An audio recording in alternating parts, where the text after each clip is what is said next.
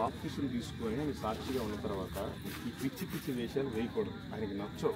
నువ్వు ఉంటే చల్లగానైనా ఉండు, లేదంటే వెచ్చగానైనా ఉండు. నువ్వు నులివెచ్చగా ఉన్నావు, నీకు తెలిసి నీకు బుద్ధి జ్ఞానం లేకుండా పిల్లలు తీసుకుని తాయితలు కట్టించి బాగులేదంటే ఎట్ట బాగవుతుంది? నువ్వు బాప్తిసం తీసుకున్నా తీసుకోకపోయినా ఏం చేస్తారు? పాస్టర్ గారికి కబురు పెడతారు, పాస్టర్ గారు అందరిని పిలిపిస్తారు, పెట్టౌట్ రెడీ చేస్తారు, తీసుకెళ్ళిపోయి సమాధి కార్యక్రమం చేస్తారు. 2 రోజులు ఏడుస్తారు మీ వాళ్ళు. ఆ తర్వాత 5వ రోజు 7వ రోజు 10వ రోజు ఎప్పుడు ఆదరణ కూడికని పెడతారు. ఈ కూడికలు ఆల్రెడీ ఆ కూడిక రెడీ చేసేసరికల్లా నీ ఫోటోని రెడీ చేస్తారు. ఎందుకంటే వచ్చిన వాళ్ళు మరి నివాళులు అర్పించాలి కదా, పూలు చల్లి. దేవుడు విగ్రహారాధన చేయొద్దంటే నువ్వే ఒక విగ్రహంగా మారిపోతావు చనిపోగానే. బ్రతుకున్నప్పుడు ఈ కూడు బెటర్ ఎవరు? నువ్వు చనిపోయిన తర్వాత నీ పేరు మీద చికెన్లు మటన్లు అన్నీ పెడతారు ఆ రోజు. నీ పరిస్థితి ఏమవుతుంది? గోడకు తగిలిస్తారు, పండగకు ఒకసారి ఒక దండేస్తారు. అంతేనా నీ బ్రతుకు? ఇక్కడ బాగానే ఉన్నావు, క్రైస్తవులుగా చర్చికి వస్తున్నావు, మారు మనసు పొందలేదు, కానీ యేసుప్రభు దేవుడు అని తెలుసు, కానీ రక్షణ లేదు. నీ బ్రతుకు ఎక్కడికి? బ్రతికినప్పుడు నీకు చాలా కనిపిస్తాయి, చనిపోయిన తర్వాత 2 ఒకటి పరలోకం, ఒకటి నరకం. పరలోకానికి వెళ్ళాలంటే నీకు యేసే మార్గం. యేసుప్రభు దేవుడని నమ్మితేనే సరి, లేదంటే నీకు నరకం తప్పదు. దయచేసి మీకు దండం పెట్టి చెప్తున్నాను, మీరేమైనా ఇంకా వ్యభిచారం చేస్తున్నారా? మీరు ఇంకేమైనా మోసాలు చేస్తున్నారా? మరి బాప్తిసం అనేది ఎందుకు మీకు అడ్డుగా ఉంది? అలా ఉండబాకండి, మంచిది కాదు. ఏ రోజు చివరి రోజు తెలియదు. మనం బ్రతికినప్పుడే నమ్మి బాప్తిసం పొందాలి, ఆయన లెక్కలో ఉండాలి. దయచేసి బాప్తిసం పొందండి, లేకపోతే మీ బ్రతుకులంతా వ్యర్థమే. చివరిగా నా దగ్గర ఒక బాంబు మిగిలింది, అది వేసి వెళ్ళిపోతాను. ఏమనుకోబాకండి, అంటే నేను మీకు సత్యాన్ని చెప్పకుండా నేను ఉండలేను. ఎవరైతే బాప్తిసం తీసుకోలేదో వాళ్ళకి రక్షణ లేదు. అంటే స్టిల్ మీరు ఇంకా పాపంలోనే ఉన్నారు. ఆయన పాపుల ప్రార్థనే వినడంట. నీ కానుక ఎవడికి కావాలి? నీ హృదయమే ఆయనకి ఇవ్వనప్పుడు నీ కానుక ఆయనకు అవసరం లేదు. అందుకని దయచేసి మీరంతా బాప్తిసం తీసుకున్న తర్వాత కానుక వేయండి, ఆయన అంగీకరిస్తాడు. ఎవరైతే బాప్తిసం తీసుకొని బల్లా తీసుకుంటున్నారో మీరు సువార్తను ప్రకటించకపోతే మీరు ఆజ్ఞని అతిక్రమించి ఉన్నారు. కాబట్టి మీ ప్రార్థన కూడా వినపడదు, మీ కానుక కూడా అంగీకరించబడదు. ఇది సత్యం. ఏ పాస్టర్ ఒప్పుకున్నా ఒప్పుకోకపోయినా మీరు ఇంకా స్టిల్ లోకానుసారమే ఉన్నారు. మీ కానుకలైనా అంగీకరించాలి, ఆశీర్వదించాలి అంటే మీరు ఈ రోజు నుంచి మీ పద్ధతిని మార్చుకోండి. దయచేసి ఎవరైతే నమ్మారో బాప్తిసం పొందండి. దయచేసి ఎవరైతే బల్లలో చేయి వేస్తున్నారో వాళ్ళు రోజుకొకరికైనా సువార్తను ప్రకటించండి. అప్పుడే మీ ప్రార్థనను వింటాడు, నీ కుటుంబాన్ని దీవిస్తాడు, ఆశీర్వదిస్తాడు, పరలోక రాజ్యంలో చేర్చుకుంటాడు. మీరు వేసే కానుకకి అక్కడ మీకు రెట్టింపిస్తాడు. ఇది సత్యం. మీరు నమ్మితే మంచిది, నమ్మకపోతే మరీ మంచిది. దేవుడు మిమ్మల్ని దీవించునుగాక. ఆమేన్.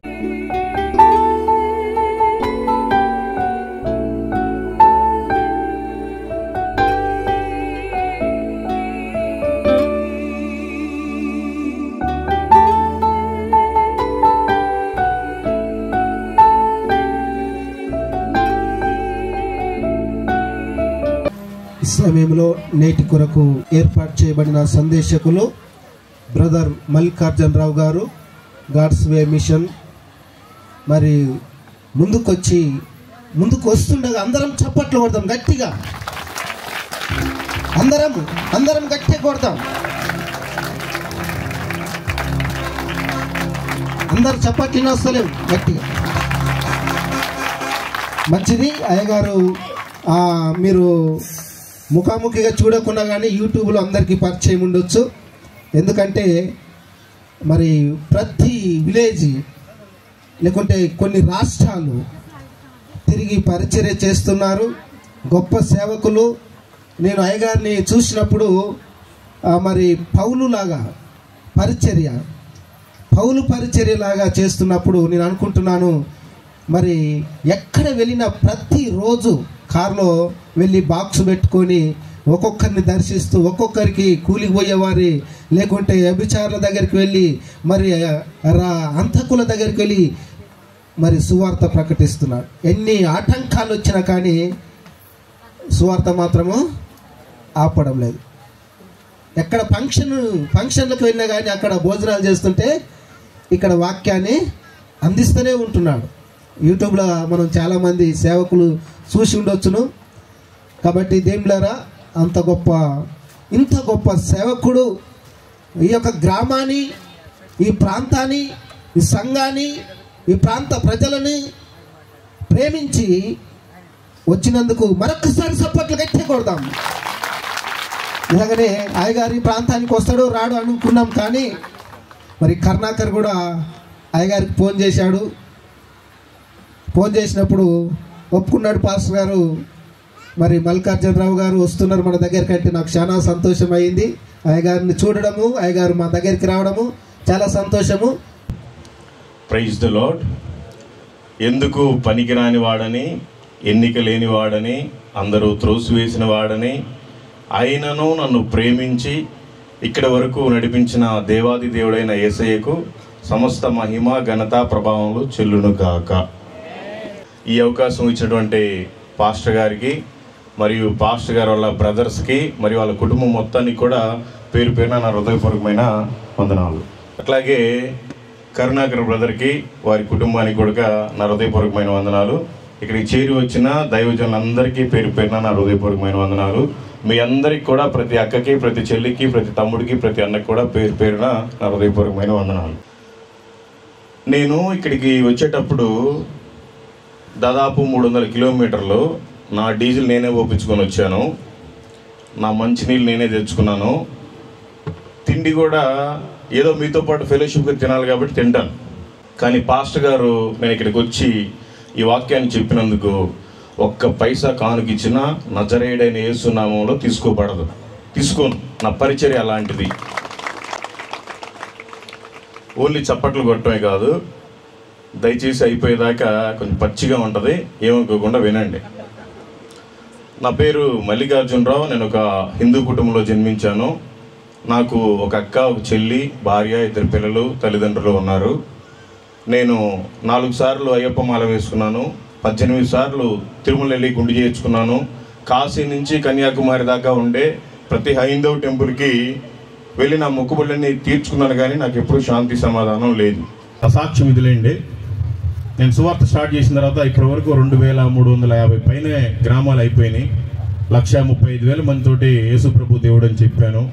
ఇండియాలో ఉండే అన్ని రాష్ట్రాలు, కేంద్రపాలిత ప్రాంతాలను తిరిగి వచ్చి ఒక అండమాన్ లక్షద్వీప్ తప్ప 74 మంది నాకు తెలిసి బాప్తీసం తీసుకున్నారు. నాకు తెలియకుండా ఎన్ని మంది తీసుకున్నారో నాకు తెలియదు. ఎందుకంటే నా నంబర్ ఎక్కడ ఉండదు. నేను ఎవరి దగ్గర డబ్బులు తీసుకోను. అయినా సువార్త జరుగుతూనే ఉంటుంది. నా జీవితంలో 1,40,00,000 రూపాయలు నా అకౌంట్లో ఉన్న రోజు కూడా ఉంది, కానీ నాకు తృప్తి లేదు. ఇప్పుడు ఒక మనిషి ఒక సువార్త కరపత్రిక ఇస్తే ఎంతో తృప్తి, సంతోషం. నాకు డబ్బులు కావాలి అనుకున్నప్పుడల్లా అసలు నా దగ్గర డబ్బులే ఉండేవి కాదు, ఇంట్లో కూరగాయలకు కూడా. ఇప్పుడు నాకు వద్దు, నేను ఎక్కడ తీసుకోను అంటే నా బండిలో ఎప్పుడు డీజిల్ తగ్గలేదు, నాకు తినడానికి తక్కువ లేదు, బట్టలకు తక్కువ లేదు. నా జీవితంలో ఉన్నవన్నీ కూడా గాలికి పుట్టు కొట్టపోయాయండి. 1 మొబైలు, 2 వాచ్, 3 కార్ అక్కడ పెట్టి వచ్చాను. ఈ 3 తప్ప మిగతా అన్ని గాలికి పుట్టు కొట్టపోయాయి. కానీ నేను ప్రభువుని కలిగి ఉన్నాను, అదే నా ఆస్తి. నా సాక్ష్యం ఇదిలేండి. టైం అయిపోతుంది. ఒక 10-15 నిమిషాలు మనం దేవుని వాక్యం. మీరు ఎవరైనా హిందువులు ఉన్నారండి? నేను హిందూ అన్నలో ఒకసారి చేతులు ఎత్తండి. నాకు యేసు ప్రభు దేవుడు అంటే తెలియదు అన్నలో ఒకసారి చేతులు ఎత్తండి. ఒక్కరు లేరు. అయితే ఇది సువార్త సభ కాదు, దాన్ని తీసేయాలి బ్యానర్లో. సరే, అయినా నేను సువార్తకుని కాబట్టి సువార్త చెప్తాను. కొంచెం శ్రద్ధగా వినండి. కొంతమంది అక్కడెక్కడ నిద్రపోతున్నారు, మెలకుగా ఉండండి. ప్రభు ఎప్పుడు వస్తాడో తెలియదు. నన్ను ముత్తాడు, నా జీవితం బాగుపడింది. మిమ్మల్ని మొత్తక ముందే మీరు మెలకుగా ఉంటే మంచిది. బైబిల్ గ్రంథం చెప్తుంది, యెషయా గ్రంథము 45వ అధ్యాయము 6వ వచనం, తూర్పు దిక్కు మొదలుకొని పడమర దిక్కు వరకు నేను తప్ప ఏ దేవుడును లేడని జనులు తెలుసుకున్నట్లు నీవు నన్ను ఎరగకుండినప్పటికీ నిన్ను సిద్ధపరచుతని. యెహోవాను నేనే తప్ప మరి ఏ దేవుడును లేడు. చూడండి, తూర్పు దిక్కు మొదలుకొని పడమర దిక్కు వరకు కూడా నీది ఏ ఖండమైనా నీకు యేసుక్రీస్తే దేవుడు. నీది ఏ దేశమైనా నీకు యేసుక్రీస్తే దేవుడు. నీది ఏ రాష్ట్రమైనా దేవుడు యేసుక్రీస్తే. ఏ జిల్లా అయినా నీకు యేసుక్రీస్తే దేవుడు. ఏ మండలమైనా నీకు యేసుక్రీస్తే దేవుడు. ఏ గ్రామమైనా నీకు యేసుక్రీస్తే దేవుడు. క్లారిటీ అర్థమైందండి? ఈ భూమి మీద ఏ ఊరైనా ఏ దేశమైనా ఏ ఖండమైనా యేసుక్రీస్తు మాత్రమే దేవుడు. అట్లాగే అపోస్తుల కార్యములు 10వ అధ్యాయం 36వ వచనం, యేసుక్రీస్తు అందరికీ ప్రభు. ఇక్కడ ఏమనుందంటే యేసుక్రీస్తు ఓన్లీ కాపులకే దేవుడు అని లేదు, యేసుక్రీస్తు ఓన్లీ చాకలకే దేవుడు అని లేదు, యేసుక్రీస్తు ఓన్లీ రెడ్డిలకే దేవుడు అని లేదు. నీది ఏ కులమైనా ఏ మతమైనా ఖచ్చితంగా నీకు దేవుడు యేసుక్రీస్తే. అంటే ఈ భూమి మీద ఉండేది నీది ఏ ఊరైనా ఏ దేశమైనా, ఈ భూమి మీద నీది ఏ కులమైనా ఏ మతమైనా, యేసుక్రీస్తు మాత్రమే నీకు దేవుడు. ఈ విషయాన్ని గుర్తుపెట్టుకోండి. చాలామంది యేసు ప్రభువుని నమ్ముకుంటున్నారు కానీ క్రియల్లో ఉండట్లేదు. చాలా కష్టం. అట్లయితే మనం నిజమైన దేవుణ్ణి కలిగి ఉన్నాం, దానికి తగినట్టుగా ఉండాలి. వాక్యం చెప్తుంది, మత్తయి సువార్త 11వ అధ్యాయము 28వ వచనం, ప్రయాసపడి భారము మోసుకొనుచున్న సమస్త జనులారా నా యొద్దకు రండి, నేను మీకు విశ్రాంతి కలుగజేతును. ఏమన్నాడండి ప్రభు? మనిషి జీవితమే ఒక భారం. నాకైతే భారంగానే ఉంది నా జీవితం, చెప్పుకుంటే సిగ్గుచేటు. భారం లేని మనిషి ఎవరు లేరు. కానీ ఈ భూమి మీద ఏ దేవి దేవత కూడా సమస్త జనులారా మీరు నా యొద్దకు రండి, నేను మీకు విశ్రాంతి కలుగు చేస్తానని చెప్పట్లేదు. ఒక యేసుక్రీస్తు మాత్రమే చెప్తున్నాడు.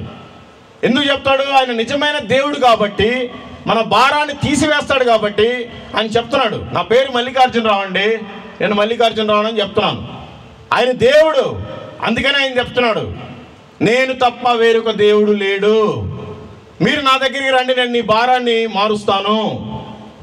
కాబట్టి మనకి ఏదైనా భారం ఉంటే మన భారం యావత్తు ఆయన మీద పెట్టాలి.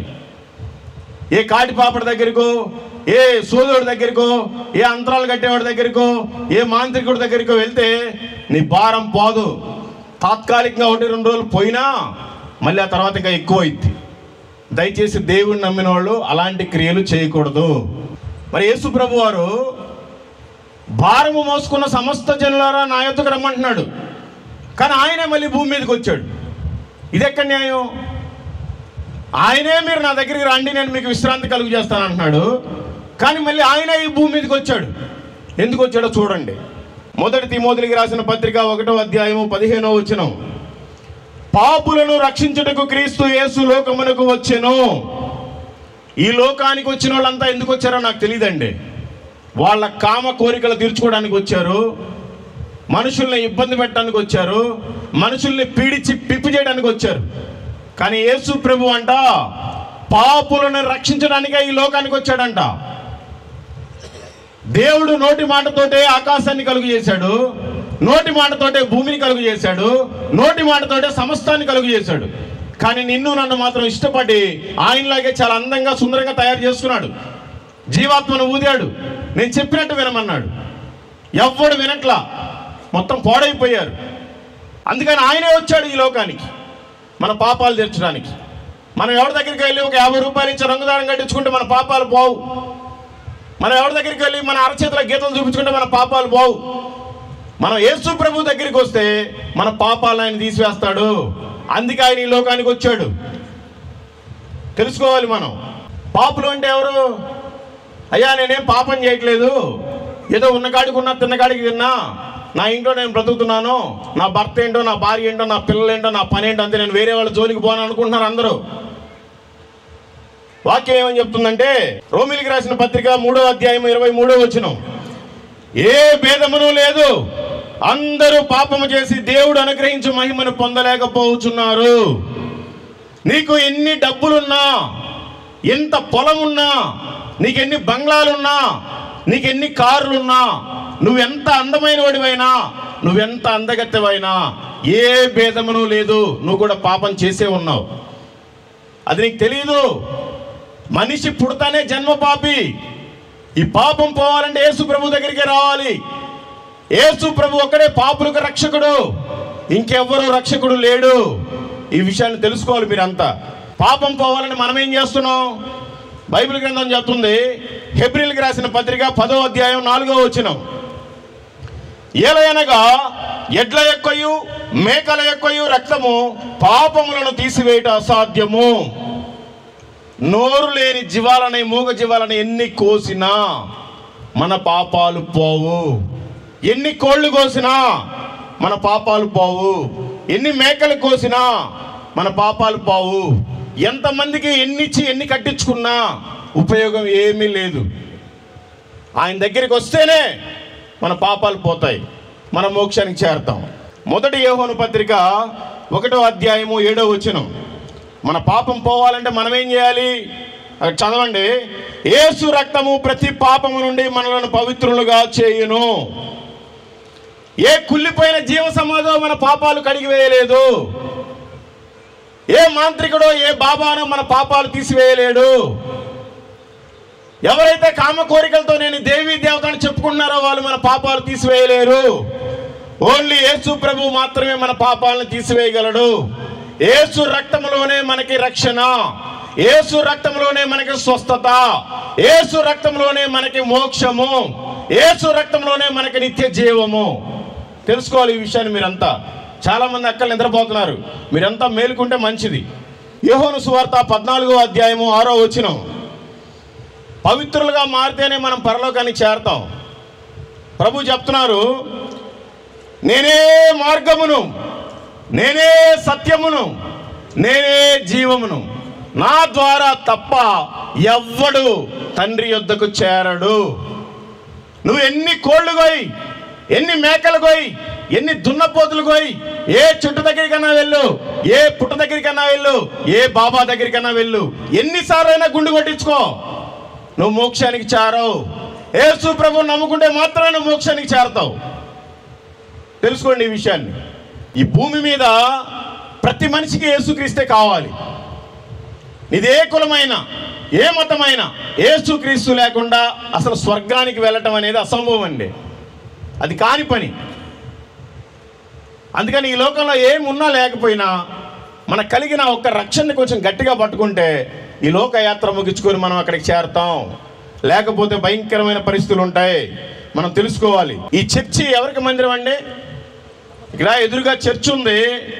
అందరూ అనుకుంటా ఉంటారు కొంతమంది, నాది పెద్ద కులం, నేను ఫలానా మతం, నేను ఫలానా తీసుమార్కుని. నేను కూడా తీసుమార్కునే తెలుసుకున్నాను రోజులు. తెలుసుకున్న తర్వాత నేనేంటో అర్థమైంది, నా బ్రతికేంటి అర్థమైంది. నేను ఎన్నోసార్లు గుండు చేయించుకున్నాను, ఎన్నో మొక్కుబళ్ళు తీర్చుకున్నాను. ఏ దేవుడు కూడా నన్ను త్రాగుడు నుంచి విడిపించలేదు. యేసుక్రీస్తు మాత్రమే నన్ను బయటికి తీసుకొచ్చి మనిషిని మనిషిలాగా నుంచోబెట్టాడు. దయచేసి మీరు తెలుసుకోవాలి. అందరూ అనుకుంటారు ఆ మందిరం అంటే వాళ్ళేదో ఒక తక్కువ కులానికి చెందిన వాళ్ళు, వాళ్ళేదో ఒక ఎడారి మతానికి చెందిన దేవుడిని నమ్ముతున్నారు, వాళ్ళేదో ఒక బ్రిటిష్ దేవుడిని నమ్ముతున్నారు, వాళ్ళేదో ఒక అమెరికా దేవుడిని నమ్ముతున్నారు అని అనుకుంటున్నారు. కానీ వాక్యం ఏం చెప్తుందంటే, నా మందిరము సమస్తమైన అన్యజనులకు ప్రార్థనా మందిరం. ప్రియ మానవుడా, నువ్వు ఇక్కడికి రాకపోయినా నీకు సౌండ్ వస్తూనే ఉంటుంది. చర్చ్ అంటే ఒక చులకనగా చూడబాకు. ఇది ఓన్లీ క్రైస్తవులకే కాదు, ఈ భూమి మీద పుట్టిన ప్రతి మానవుడికి మందిరం అది. అది దేవుని మందిరం. నీకు ఒకవేళ సిగ్గైతే నువ్వు మందిరానికి రాకపోయినా నువ్వు ఉన్న దగ్గరే యేసయ్యా నేను పాపినయ్యా అని నీ నోటితో ఒప్పుకుంటే నీ పాపాలు తీర్చబడతాయి, నువ్వు మోక్షానికి చేర్చబడతావు. చులకనగా చూడబాకు. ఏదో ఒక రోజు, చివరి రోజు, ఈ రోజు చనిపోతే రేపటికి 2, కానీ నీ ప్రయాణం ఎక్కడికి తెలుసుకోవాలి. కొరింథీయులకు రాసిన 2వ పత్రిక 6వ అధ్యాయము 3వ వచనం. ఇదిగో ఇప్పుడే మిక్కిలి అనుకూలమైన సమయం, ఇదిగో ఇదే రక్షణ దినము. ఈ సమయం చాలా వాల్యుబుల్ అండి. ఇదే రక్షణ దినము. సమయం లేదు. మీకు అందరికి తెలుసు, ఆ ప్రవీణ్ పగడాల గారు మొన్న వెళ్తా చనిపోయి ఈరోజు సమాధి కార్యక్రమం జరిగింది. ఒక 10 నిమిషాలు లేటుగా బయలుదేరుంటే ఏమయ్యేదో, ఏదో మొత్తానికి జరిగింది. 2 రోజుల తర్వాత తెలుస్తుంది. సమయం చాలా వాల్యుబుల్. ఈరోజు మీటింగ్ వింటామా, ఇంటి దగ్గర పడుకుంటామా, తెల్లారి లేచేదాకా కూడా గ్యారంటీ లేదు. అందుకే నువ్వు బ్రతికుండగానే రక్షణ పొందాలి. రక్షణ లేకుండా పోతే భయంకరమైన నరకం ఉంది. ఈ విషయాన్ని మనం తెలుసుకోవాలి. రక్షణ అంటే ఏమిటి? మార్కు సువార్త 16వ అధ్యాయము, నమ్మి బాప్తిసం పొందినవాడు రక్షింపబడును, నమ్మని వానికి శిక్ష విధింపబడును. మీలో బాప్తిసం ఎంతమంది తీసుకున్నారండి? ఒకసారి చేతులు ఎత్తండి. Praise God. నేను బాప్తిసం తీసుకోలేదన్న వాళ్ళు ఒకసారి చేతులు ఎత్తండి. మంచిదమ్మా, మీరంతా గమనించండి. వాక్యం ఏం చెప్తుందంటే, నమ్మి బాప్తిసం పొందినవాడు మాత్రమే రక్షింపబడును. నువ్వు నమ్మావు యేసుక్రీస్తు దేవుడు అని, నీకు బాప్తిసం లేదు, బాప్తిసం తీసుకోకపోతే నువ్వు ఇంకా పాపివే. నువ్వు ఇప్పుడు చనిపోయినా కూడా నువ్వు నరకానికి వెళ్తావు. ఇదిగో ఇక్కడ ఒక మంచి బ్యానర్ అరేంజ్ చేశారు, రక్షణ, సువార్త, స్వస్థత, పండుగలు. నీకు ఈ స్వస్థత లేకపోయినా పర్వాలేదు, నువ్వు మోక్షానికి చేరతావు. కానీ ఈ రక్షణ లేకపోతే మాత్రం నువ్వు మోక్షానికి చేరవు. నువ్వు రక్షణ పొందాలి అంటే యేసు ప్రభు దేవుడని నువ్వు నమ్మాలి, బాప్తిసం పొందాలి. ఇవి రెండు వేరు కాదు. కొంతమంది అనుకుంటారు, నాకు ఇంకా కొన్ని కష్టాలు ఉన్నాయి, అప్పుడు దాకా నేను అబద్ధాలు మాట్లాడాలి, ఇంకా మా అమ్మాయిలు పెళ్ళికున్నారు, మా ఇంట్లో వాళ్ళు ఒప్పుకోరు, ఇలా అనుకుంటున్నారు. బాప్తిసం అనేది నీకు దేవుడికి సంబంధించింది, ఎవరికి సంబంధించింది కాదు. నువ్వు బాప్తిసం తీసుకోవడం వల్ల నీ పేరు మారదు, నీ కులం మారదు, నీ జాతి మారదు, నీ ఊరు మారదు, నీ మనసు మార్చుకో. నేను కూడా బాప్తిసం తీసుకున్నాను, నా పేరు మల్లికార్జునరావు, నా పేరు మారలేదు, నా కులం మారలేదు, నా మనసు మారింది, నా బుద్ధి మారింది, నా బ్రతుకు మారింది. అందుకని దయచేసి ఎవరైతే చేతులు ఎత్తారో వాళ్ళంతా వీలైతే రేపు ఆదివారమే బాప్తిసం తీసుకోండి. ఏ రోజు చివరి రోజు తెలియదు. ఇప్పుడు చెప్పండి, నేను రేపు వచ్చే ఆదివారం బాప్తిసం తీసుకుంటాను, ఒకసారి చేతులు ఎత్తండి. ఎవరు ఎత్తలా? ఎత్తకపోతే మీకోసం ఒక మంచి వాక్యం రాయబడి ఉంది, చూడండి. మార్కు సువార్త 9వ అధ్యాయము 48వ వచనం. నమ్మి బాప్తిసం పొందినవాడు రక్షింపబడును, నమ్మని వానికి శిక్ష విధింపబడును. శిక్ష ఏంటి చూడండి అక్కడ. నరకమున వారి పురుగు చావదు, అగ్ని ఆరదు. మీకు అందరికి తెలుసు, బైబిల్ ఉన్న వాళ్ళకి అందరికి చదివితే తెలుస్తుంది. ఒకవేళ చదువు రాని వాళ్ళకైతే పాస్టర్ గారు ఎప్పుడైనా చెప్పుంటారు, ఆ వాక్యం మీకు తెలిసి ఉంటుంది. బైబిల్లో 2 వ్యక్తులు ఉన్నారు. ఒకడు నాకంటే బాగా బలిసినోడు ఉన్నాడు, ఆడి పేరు ధనవంతుడు. నాకేం లేదు, నేను అంతా పోయిందిలే. ఇప్పుడు ఒక ధనవంతుడు, ఒక దరిద్రుడు ఉన్నాడు. ఈ ధనవంతుడు క్రైస్తవుడే, దేవుడు అంటే తెలుసు ఆడికి, కానీ వాడు నమ్మలేదు, బాప్తిసం తీసుకోలేదు. నమ్మాడు కానీ బాప్తిసం తీసుకోలేదు అనుకోవాలి. వాడు బహుగా సుఖించాడు. ఆడు మిగిలిస్తే పాప మా దరిద్రుడు వచ్చి ఆ ముక్కలు ఏరుకొని తినేవాడండి. ఆ రొట్టె ముక్కలు కావచ్చు, అన్నం మెతుకులు కావచ్చు. పాప మా పేదవాడి కంట ఒంటి నిండా కూడా పుండ్లు, అయినా కూడా తినడానికి గతి లేకపోతే ఈ ధనవంతుడు వేసే ముక్కలు ఏరుకొని తినేవాడు. ఇద్దరు ఒక రోజు చనిపోయారు. ఈ దరిద్రుడేమో అబ్రహాం రొమ్మున కొనిపోబడ్డాడు. ఈ ధనవంతుడేమో పాతాళానికి వెళ్ళిపోయాడు, కేకలు పెడుతున్నాడు, తండ్రివైన అబ్రహామా అంటే. తండ్రివైన అబ్రహామా అంటున్నాడంటే వీడి క్రిస్టియనే. వీడి క్రిస్టియన్ కాబట్టి తండ్రివైన అబ్రహాం అని తెలియదు, కానీ రక్షణ పొందలేదు. తండ్రివైన అబ్రహామా, ఈ పాతాళంలో యాతన పడుతున్నానయ్యా, ఆ దరిద్రుని ఒక్కసారి నా దగ్గరికి పంపించాయా, ఆ చిటికిన వేలతో ఒక్కసారి ముంచి నా నాలుక మీద వేస్తాడు, నేను బ్రతుకుతాను అంటున్నాడు. కుదరదు. నువ్వు ఈ భూమి మీద ఉన్నప్పుడు నీ ఇష్టానుసారం తిన్నావు, నీ ఇష్టానుసారం తాగావు, నీ ఇష్టానుసారం బాప్తిసం లేకుండా తిరిగావు, నీ ఇష్టానుసారం అబద్ధాలు ఆడావు, మోసాలు చేసావు. నీకు అక్కడే అని అక్కడి నుంచి వినపడుతున్న స్వరం, అయ్యా సరేనయ్యా, నేనంటే ఈ పాతాళంలో యాతన పడి కాలిపోతున్నాను, నాకు 5 సహోదరులు ఉన్నారు, వాళ్ళకన్నా పంపించండి అయ్యా, ఆ లాజర్ని ఒకసారి పంపించండి అయ్యా భూమి మీద కంటే. కుదరదు. నువ్వైనా సరే, నీ ఇంటి వారైనా సరే చనిపోక ముందే భూమి మీద రక్షణ పొందాలి. నువ్వు వాళ్ళని గడ్డం పట్టుకుంటావో, చేతులు పట్టుకుంటావో, అవసరమైతే కాళ్ళు పట్టుకో, చనిపోక ముందే రక్షణ అనేది కలిగి ఉండాలి. రక్షణ లేకపోతే నిత్య నరకం ఉంది, అగ్ని ఆరదు, పురుగు చావదు. బాప్తిసం ఎవరైతే తీసుకోవట్లేదో వాళ్ళందరికీ ఇదే. ఈ రోజున చనిపోతే నువ్వు ఇన్ని రోజులు దేవుడు యేసుక్రీస్తుని నమ్మి వ్యర్థమే. ఈరోజు చనిపోతావు. నువ్వు బాప్తిసం తీసుకోకపోయినా ఏం చేస్తారు? పాస్టర్ గారికి కబురు పెడతారు, పాస్టర్ గారు అందరిని పిలిపిస్తారు, పెట్టౌట్ రెడీ చేస్తారు, తీసుకెళ్ళిపోయి సమాధి కార్యక్రమం చేస్తారు. 2 రోజులు ఏడుస్తారు మీ వాళ్ళు.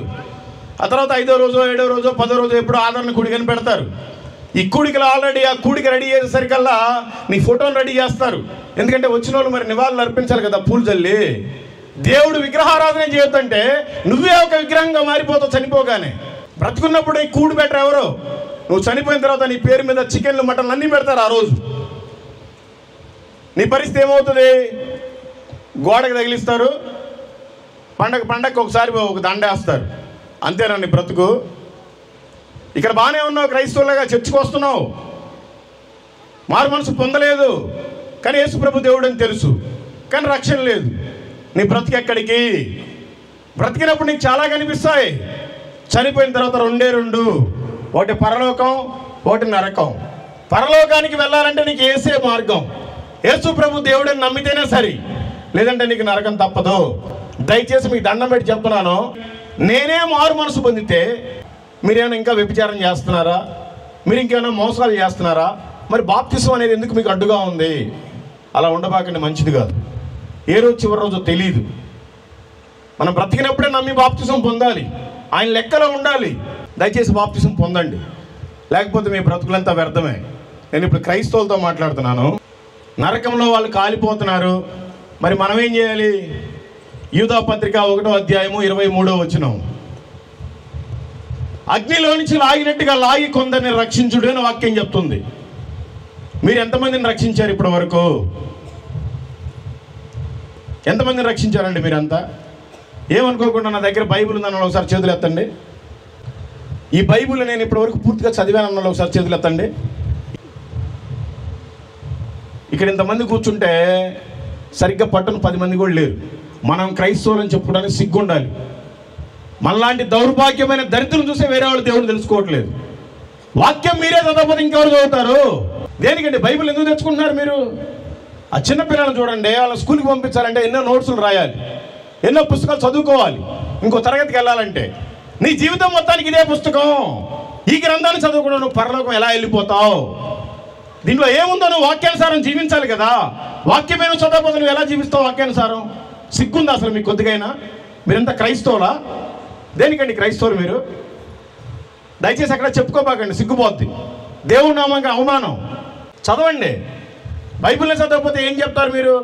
వేరే వాళ్ళకి సువార్తని అగ్నిలో నుంచి లాగినట్టుగా కొందరు లాగమంటున్నాడు. అంటే ఈ లోకమైన అగ్నిలో కాలిపోతున్నారు ప్రజలంతా. వారిని లాగాలంటే నీ దగ్గర వాక్యమైన నీరు ఉండాలి. ఆ నీరే లేకపోతే నువ్వు ఎలా ప్రేమిస్తావు వాళ్ళని? నిన్ను వల్ల నీ పొరుగు వారిని ప్రేమించాలి, అనేక మందికి సువార్తను చెప్పాలి. అగ్నిలో నుంచి లాగినట్టుగా లాగి వాళ్ళని మందిరంలో నిలబెట్టాలి. మందిరం దాకా తీసుకొచ్చే వరకు విశ్వాసి పనే, మందిరానికి తీసుకొచ్చిన తర్వాత పాస్టర్ గారి పని. తెలుసుకోండి. ఎందుకు మనమే రక్షించాలి? 800 కోట్ల మంది ఉన్నారు, వాళ్ళందరూ రక్షిస్తే సరిపోదా? మనం ఎందుకు రక్షించాలి? వాక్యం చెప్తుంది చూడండి, మత్తయి సువార్త 9వ అధ్యాయం 37వ వచనం, కోత విస్తారమే కానీ పనివారు కొద్దిగా ఉన్నారు. ఈ ప్రపంచంలో 800 కోట్ల మంది ఉన్నారు. ప్రతిరోజు కొత్త వాళ్ళు 3 లక్షల మంది పుడుతున్నారు. ప్రతిరోజు పాత వాళ్ళు 1,65,000 మంది చనిపోతున్నారు. అంటే ప్రతిరోజు 1,30,000 దాకా పెరుగుతానే ఉన్నారు. వాళ్ళందరికీ సువార్తను ఎవరు చెప్పాలి? వీళ్ళల్లో ఎంతో మందికి అనారోగ్యం బాగోలేదు, వీళ్ళల్లో ఎంతో మందికి అప్పులు, వీళ్ళల్లో ఎంతో మందికి ఇంకా కుటుంబాలు అనేక సమస్యలు. మరి నువ్వు ఉన్నకాడికి ఉన్నా, తిన్నకాడికి తిన్నా బాగానే ఉన్నావు కదా. నిన్న లిస్టులో పెట్టలేదు కదా దేవుడు. శాపగ్రస్తుల లిస్టులో లేవుగా, నువ్వు ఆశీర్వదించబడ్డ లిస్టులోనే ఉన్నావు కదా. మరి ఎందుకు మీరు సువార్తను చెప్పట్లేదు? చెప్పండి. అనేక మందికి సువార్తను చెప్పాలంటే మనం ముందుగా వాక్యాన్ని చదివి మన మధ్యలో పెట్టుకోవాలి. రాబోయే కాలంలో బైబిల్నే ఉంచరు, ఇంకా ఆల్రెడీ స్టార్ట్ అయింది పతనం. బైబిల్నే తీసేస్తారు, ప్రింటింగ్ ఆపేస్తారు, ఎక్కడ గోడల మీద వాక్యాలు కూడా రాయబడవు. మరి నీ మధ్యలో వాక్యం ఉండాలి, నీ హృదయంలో వాక్యం ఉండాలి. మరి నువ్వు బైబిల్ చదవకపోతే నీకు వాక్యం ఎలా ఉంటుంది? నువ్వు వాక్యానుసారం ఎలా జీవిస్తావు? తెలుసుకోండి. మొదటి దినవృత్తాంతంలో 16వ అధ్యాయము 23వ వచనం. మరి అందరూ అనుకుంటున్నారు పాస్టర్లు సువార్త ప్రకటిస్తారు, సువార్థికులు సువార్త ప్రకటిస్తారు, నేను ఎందుకు ప్రకటించాలి? ఏదో సండే వస్తున్నామా, చప్పట్లు కొడుతున్నామా, చిల్లర మార్చామా, కానుకలు వేసామా, వెళ్ళిపోయామా, మళ్ళీ ఆదివారం పాస్టర్ గారి మొహం చూసేది. అది రాకపోతే ఏమన్నా ఫీల్ అవుతారని. వాక్యం ఏం చెప్తున్నా వినండి. మొదటి దినవృత్తాంతములు 16వ అధ్యాయము 23వ వచనం, సర్వభూజనులారా యెహోవాను సన్నుతించుడి, అనుదినము ఆయన రక్షణ సువార్తను ప్రకటించుడి. సర్వభూజనులారా అంట. ఓన్లీ పాస్టర్లారా అని లేదు, సువార్తికులారా అని లేదు, మగోళ్ళారా అని లేదు, ఆడోళ్ళారా అని లేదు, ముసలోళ్ళారా అని లేదు, యూత్ అని లేరు. సర్వభూజనులారా సువార్తను ప్రకటించండి. సువార్తను ప్రకటించమంటే ఇందాక నేను చెప్పినట్టుగా వారానికి ఒకసారి పోయి గంట తీసుకుని రావటం కాదు. అనుదినము అని ఉంది అక్కడ. అనుదినము ఆయన రక్షణ సువార్తను ప్రకటించాలంట. మరి మీరంతా ప్రకటిస్తున్నారా? మీకు మంచి జీవితాన్ని ఇచ్చారు, ఎంతో మందికి చేతులు లేవు, పెరాలసిస్ వచ్చి పడిపోయాయి, ఎంతోమంది కాళ్ళు లేవు, ముట్టితో దేక్కుండా సువార్త పత్రికలు ఇస్తున్నారు. నీకు దేవుడు మంచి కాళ్ళు ఇచ్చాడు, ఇంకా తీసేలా ఏం చేయడానికి? ఎంతోమందికి నోరు లేదు, పడిపోయింది పెరాలసిస్ వచ్చి, నీకు నోరు ఇచ్చాడు, ఎప్పుడు చెప్తావు సువార్తని? ఎన్ని రోజులు నామకార్థం క్రైస్తవుగా ఉంటావు? ఇంకా సిగ్గు లేకుండా నిద్రపోతున్నారు కొంతమంది. దేనికి వచ్చారమ్మా? నిద్రపోవడానికి వచ్చారా? అనుదినము ఆయన రక్షణ సువార్తను ప్రకటించాలంట. మరి మీరు ఎన్ని రోజులు ప్రకటిస్తున్నారు? ఎన్ని దినాలు ప్రకటిస్తున్నారు? తెలుసుకోండి. ఒకసారి బాప్తిసం తీసుకున్న వాళ్ళు చేతులు ఎత్తండి. ఏమనుకోబాకండి, మీ గురించి ఒక మంచి వాక్యం రాస్తుంది అక్కడ, చూపిద్దామని ఎత్తమని చెప్పాను. 1 కొరింథీయులకు రాసిన పత్రిక 11వ అధ్యాయము 26వ వచనం. మీరు ఈ రొట్టెని తిని ఈ పాత్రలోని త్రాగినప్పుడల్లా ప్రభువు వచ్చు వరకు ఆయన మరణమును ప్రచురించుదురు. నేను ప్రభు బలలో చేయి వేస్తున్నాను అన్న ఒకసారి చేతులెత్తనండి. Praise God. చాలామంది తీసుకుంటున్నారు. మరి ప్రభు బల తీసుకున్న వాళ్ళు ఆయన మరణాన్ని ప్రచురిస్తున్నారా? నేను ఆయన మరణాన్ని ప్రకటిస్తున్నాను అన్న ఒకసారి చేతులెత్తండి. Praise God. కొంతమంది ఎత్తారు. బల్లా తీసుకున్న వాళ్ళు గనక ఆయన మరణాన్ని ప్రకటించకపోతే మీకు నిత్య నరకం ఉంది. యేసు ప్రభు దేవుడు అని నమ్మినవాడు బాప్తిసం పొందాలి. బాప్తిసం పొందినవాడు బలలో చేయి వేయాలి. బలలో చేయి వేసేవాడు ఆయన మరణాన్ని ప్రకటించాలి. వీటిల్లో ఏది జరగకపోయినా కూడా నువ్వు ఇంకా స్టిల్ పాపివే. బాప్తిసం తీసుకున్న వాళ్ళు ఎంత పాపంలో ఉన్నారో, నువ్వు బాప్తిసం తీసుకొని రొట్టెలో చేయి వేస్తున్నా కూడా నువ్వు కూడా అదే పాపంలో ఉన్నావు. యాకోబు 2వ అధ్యాయం 10వ వచనం చదవండి. అక్కడ ఉందో లేదో మీకు తెలిసిద్ది. ఎవడైనాను ధర్మశాస్త్రం అంతయు గైకొనియు ఒక్క ఆజ్ఞ విషయంలో తప్పిపోయిన ఎడల ఆజ్ఞలన్నిటి విషయంలో అపరాధి అగును. ఉందా అండి? మీరు నమ్మారు, బాప్తిసం తీసుకుంటున్నారు, ఇక్కడికి వస్తున్నారు, పాటలు పాడుతున్నారు, చప్పట్లు కొడుతున్నారు, కానుకలు వేసుకుంటున్నారు, ఆయన మరణాన్ని మాత్రం ప్రకటించట్లేదు. అందుకని మీరు అన్ని ఆజ్ఞల్ని పాటించట్లేదు, అపరాధులు అయిపోయారు. ఏం ఉపయోగం లేదు. మీరు చేసే భక్తి అంతా వ్యర్థమే, మీకు నరకమే. ఎంతోమందిని రోజు చచ్చిపోతున్నారు. ఆ లిస్టులో మనం లేకుండా సజీవుల లెక్కలో ఉన్నాం. దేనికి ఉన్నాం తెలుసుకోవాలి. నామకార్థంగా ఎన్ని రోజులు బ్రతికితే ఏం ఉపయోగం? మన జీవితాల్లో ఇంకా అనారోగ్యాలు, అప్పులు అంటే ఎందుకు ఉండవు? దేవుడు చెప్పిన పని చేయాలి. దేశం మొత్తం తిరుగుతున్నాను, నన్ను పోషిస్తున్నాడు దేవుడు. నువ్వు కష్టపడి పని చేసుకుంటున్నావు, నేను ఎందుకు పోషించట్లేదు? నీకెందుకు ఇంకా అప్పులు ఉన్నాయి? నీకెందుకు ఇంకా అనారోగ్యం ఉంది? నువ్వు దేవుడి పని చేయట్లా, అందుకే ఆయన నీ పని చేయట్లా. తెలుసుకోండి. ఫిలిప్పీయులకు రాసిన పత్రిక 2వ అధ్యాయము 21వ వచనం. అందరూ తమ సొంత కార్యములనే చూసుకొనుచున్నారు కానీ యేసుక్రీస్తు కార్యములను చూడరు. అందరూ తన సొంత కార్యములనే చూసుకుంటున్నారు. నీ జాబ్ ఏంటో నువ్వు చూసుకుంటున్నావు, నీ వ్యాపారం ఏంటో నువ్వు చూసుకుంటున్నావు, నీ కూలి పని ఏంటో నువ్వు చూసుకుంటున్నావు. మరి దేవుడి పని ఎవరు చూడాలి? నీ ఇంట్లో వాళ్ళు నీ కోసం ఎవరేం చేయలేదు. దేవాది దేవుడే ఈ భూమి మీదకి వచ్చి నీకోసమే దెబ్బలు తిని, నీకోసమే కొట్టించుకొని, నీకోసమే తిట్టించుకొని, ఆఖరికి నీకోసమే ఉమ్మించుకొని సిలువలో ప్రాణం పెట్టాడు. ఎవడన్నా పెట్టాడా నీ కోసం? మరి ప్రాణం పెట్టినాడు కోసం నువ్వేం చేస్తున్నావు? నువ్వు ఒక్కరోజు పని చేసినందుకే నువ్వు జీతం తీసుకుంటున్నావు.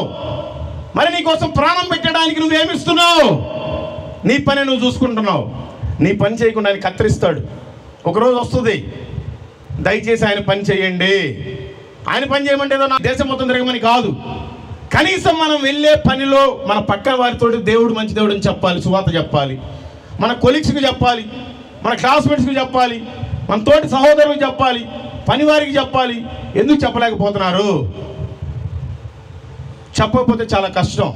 మీరు దేవుణ్ణి నమ్ముకొని వ్యర్థమే, ఏం ఉపయోగం లేదు. అందుకే మీకు ఆశీర్వాదాలు లేవు. ఆయన పని మీరు ఎప్పుడైతే చేస్తారో మీకు అప్పుడే ఆశీర్వాదం వస్తుంది. యేసు ప్రభు వారు ఏం చెప్పారండి? మత్తయి సువార్త 6వ అధ్యాయము 19-20 వచనాలు. భూమి మీద మీ కొరకు ధనమును కూర్చుకొనవద్దు, ఇక్కడ చిమ్మిటయు తుప్పును తినివేయును, దొంగలు కన్నము వేసి దొంగిలరు. అర్థమైందండి? ఈ భూమి మీద మీరు ఏమి సంపాదించుకోవద్దు, ఎందుకంటే మీరు ఏదో ఒక రోజు వదిలేసి వెళ్ళిపోవాలి. ఈరోజు ప్రవీణ్ పగడాల గారి సమాధి కార్యక్రమం జరిగింది.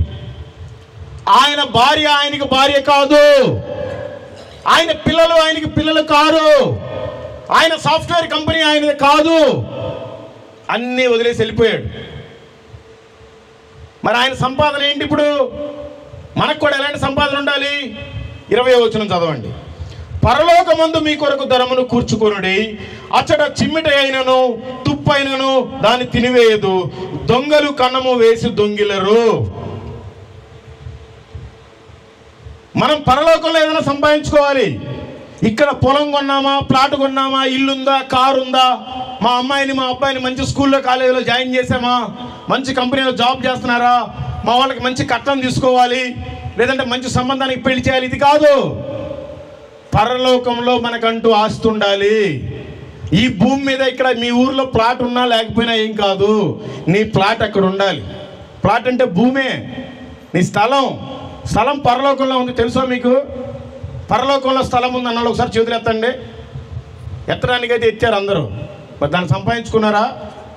చదవండి ఒకసారి యోహాను సువార్త 14వ అధ్యాయము. అందరూ ఒకసారి చూడండి. యేసు ప్రభు వారు ఈ భూమి మీద 33.5 సంవత్సరాలు బ్రతికాడు. చూడాలి, 33.5 సంవత్సరాలు బ్రతికి నీలాగా నాలాగే ఆయన కూడా శరీరధారి, ఎటువంటి పాపం లేకుండా బ్రతికాడు. చనిపోయి తిరిగి లేచాడు. ఈ చనిపోక ముందు ఇంకా రేపో మాపో సిలువ అయిపోతున్నారు ఆయనకి. ఆయనతో పాటు ఉన్న శిష్యులు అడుగుతున్నారు, ప్రభువా నువ్వు వెళ్ళిపోతున్నావు కదా, ఎక్కడికి వెళ్ళిపోతున్నావయ్యా? అయ్యా ఉండొచ్చు కదా ఇంకొన్ని రోజులు, లేదంటే మమ్మల్ని కూడా తీసుకొని పోవచ్చు కదా అని ఇలాంటి సంభాషణ జరుగుతుంది అక్కడ. ప్రభు అంటున్నాడు, చూడండి, నా తండ్రి ఇంట అనేక నివాసములు కలవు, లేని ఎడల మీతో చెప్పుదును. ఎక్కడికి వెళ్తున్నావు ప్రభు నువ్వు అని అడిగినందుకు శిష్యులతో చెప్తున్న మాట యేసు ప్రభు, నా తండ్రి ఇంట అనేక నివాసములు కలవు, లేని ఎడల నేను మీతో చెప్పుదును. అక్కడ స్థలాలు ఉన్నాయి, ఇది నిజం. ఒకవేళ నిజం కాకపోతే నేను మీతో చెప్తానంటున్నాడు యేసు ప్రభు. నేను అబద్ధం చెప్పట్లేదు, నిజం చెప్తున్నాను నిరూపించుకుంటున్నాడు ఆయన. మరి అలాంటి స్థలాన్ని మనం కలిగి ఉండాలి. అక్కడ చూడండి, మీకు స్థలము సిద్ధపరచ వెళుచున్నాను, నేను వెళ్ళి మీకు స్థలము సిద్ధపరిచిన ఎడల నేనుండు స్థలముల్లో మీరును ఉండులాగున మరలా వచ్చి నా యొద్ద నుండుటకు మిమ్మల్ని తీసుకొని పోవుదును. నేను వెళుచున్న స్థలమునకు మార్గము మీకు తెలియనని చెప్పాను. ఆయన వెళుతున్న మార్గం ఏంటి? పరలోకపు మార్గం. మనకు తెలుసుంటుంది.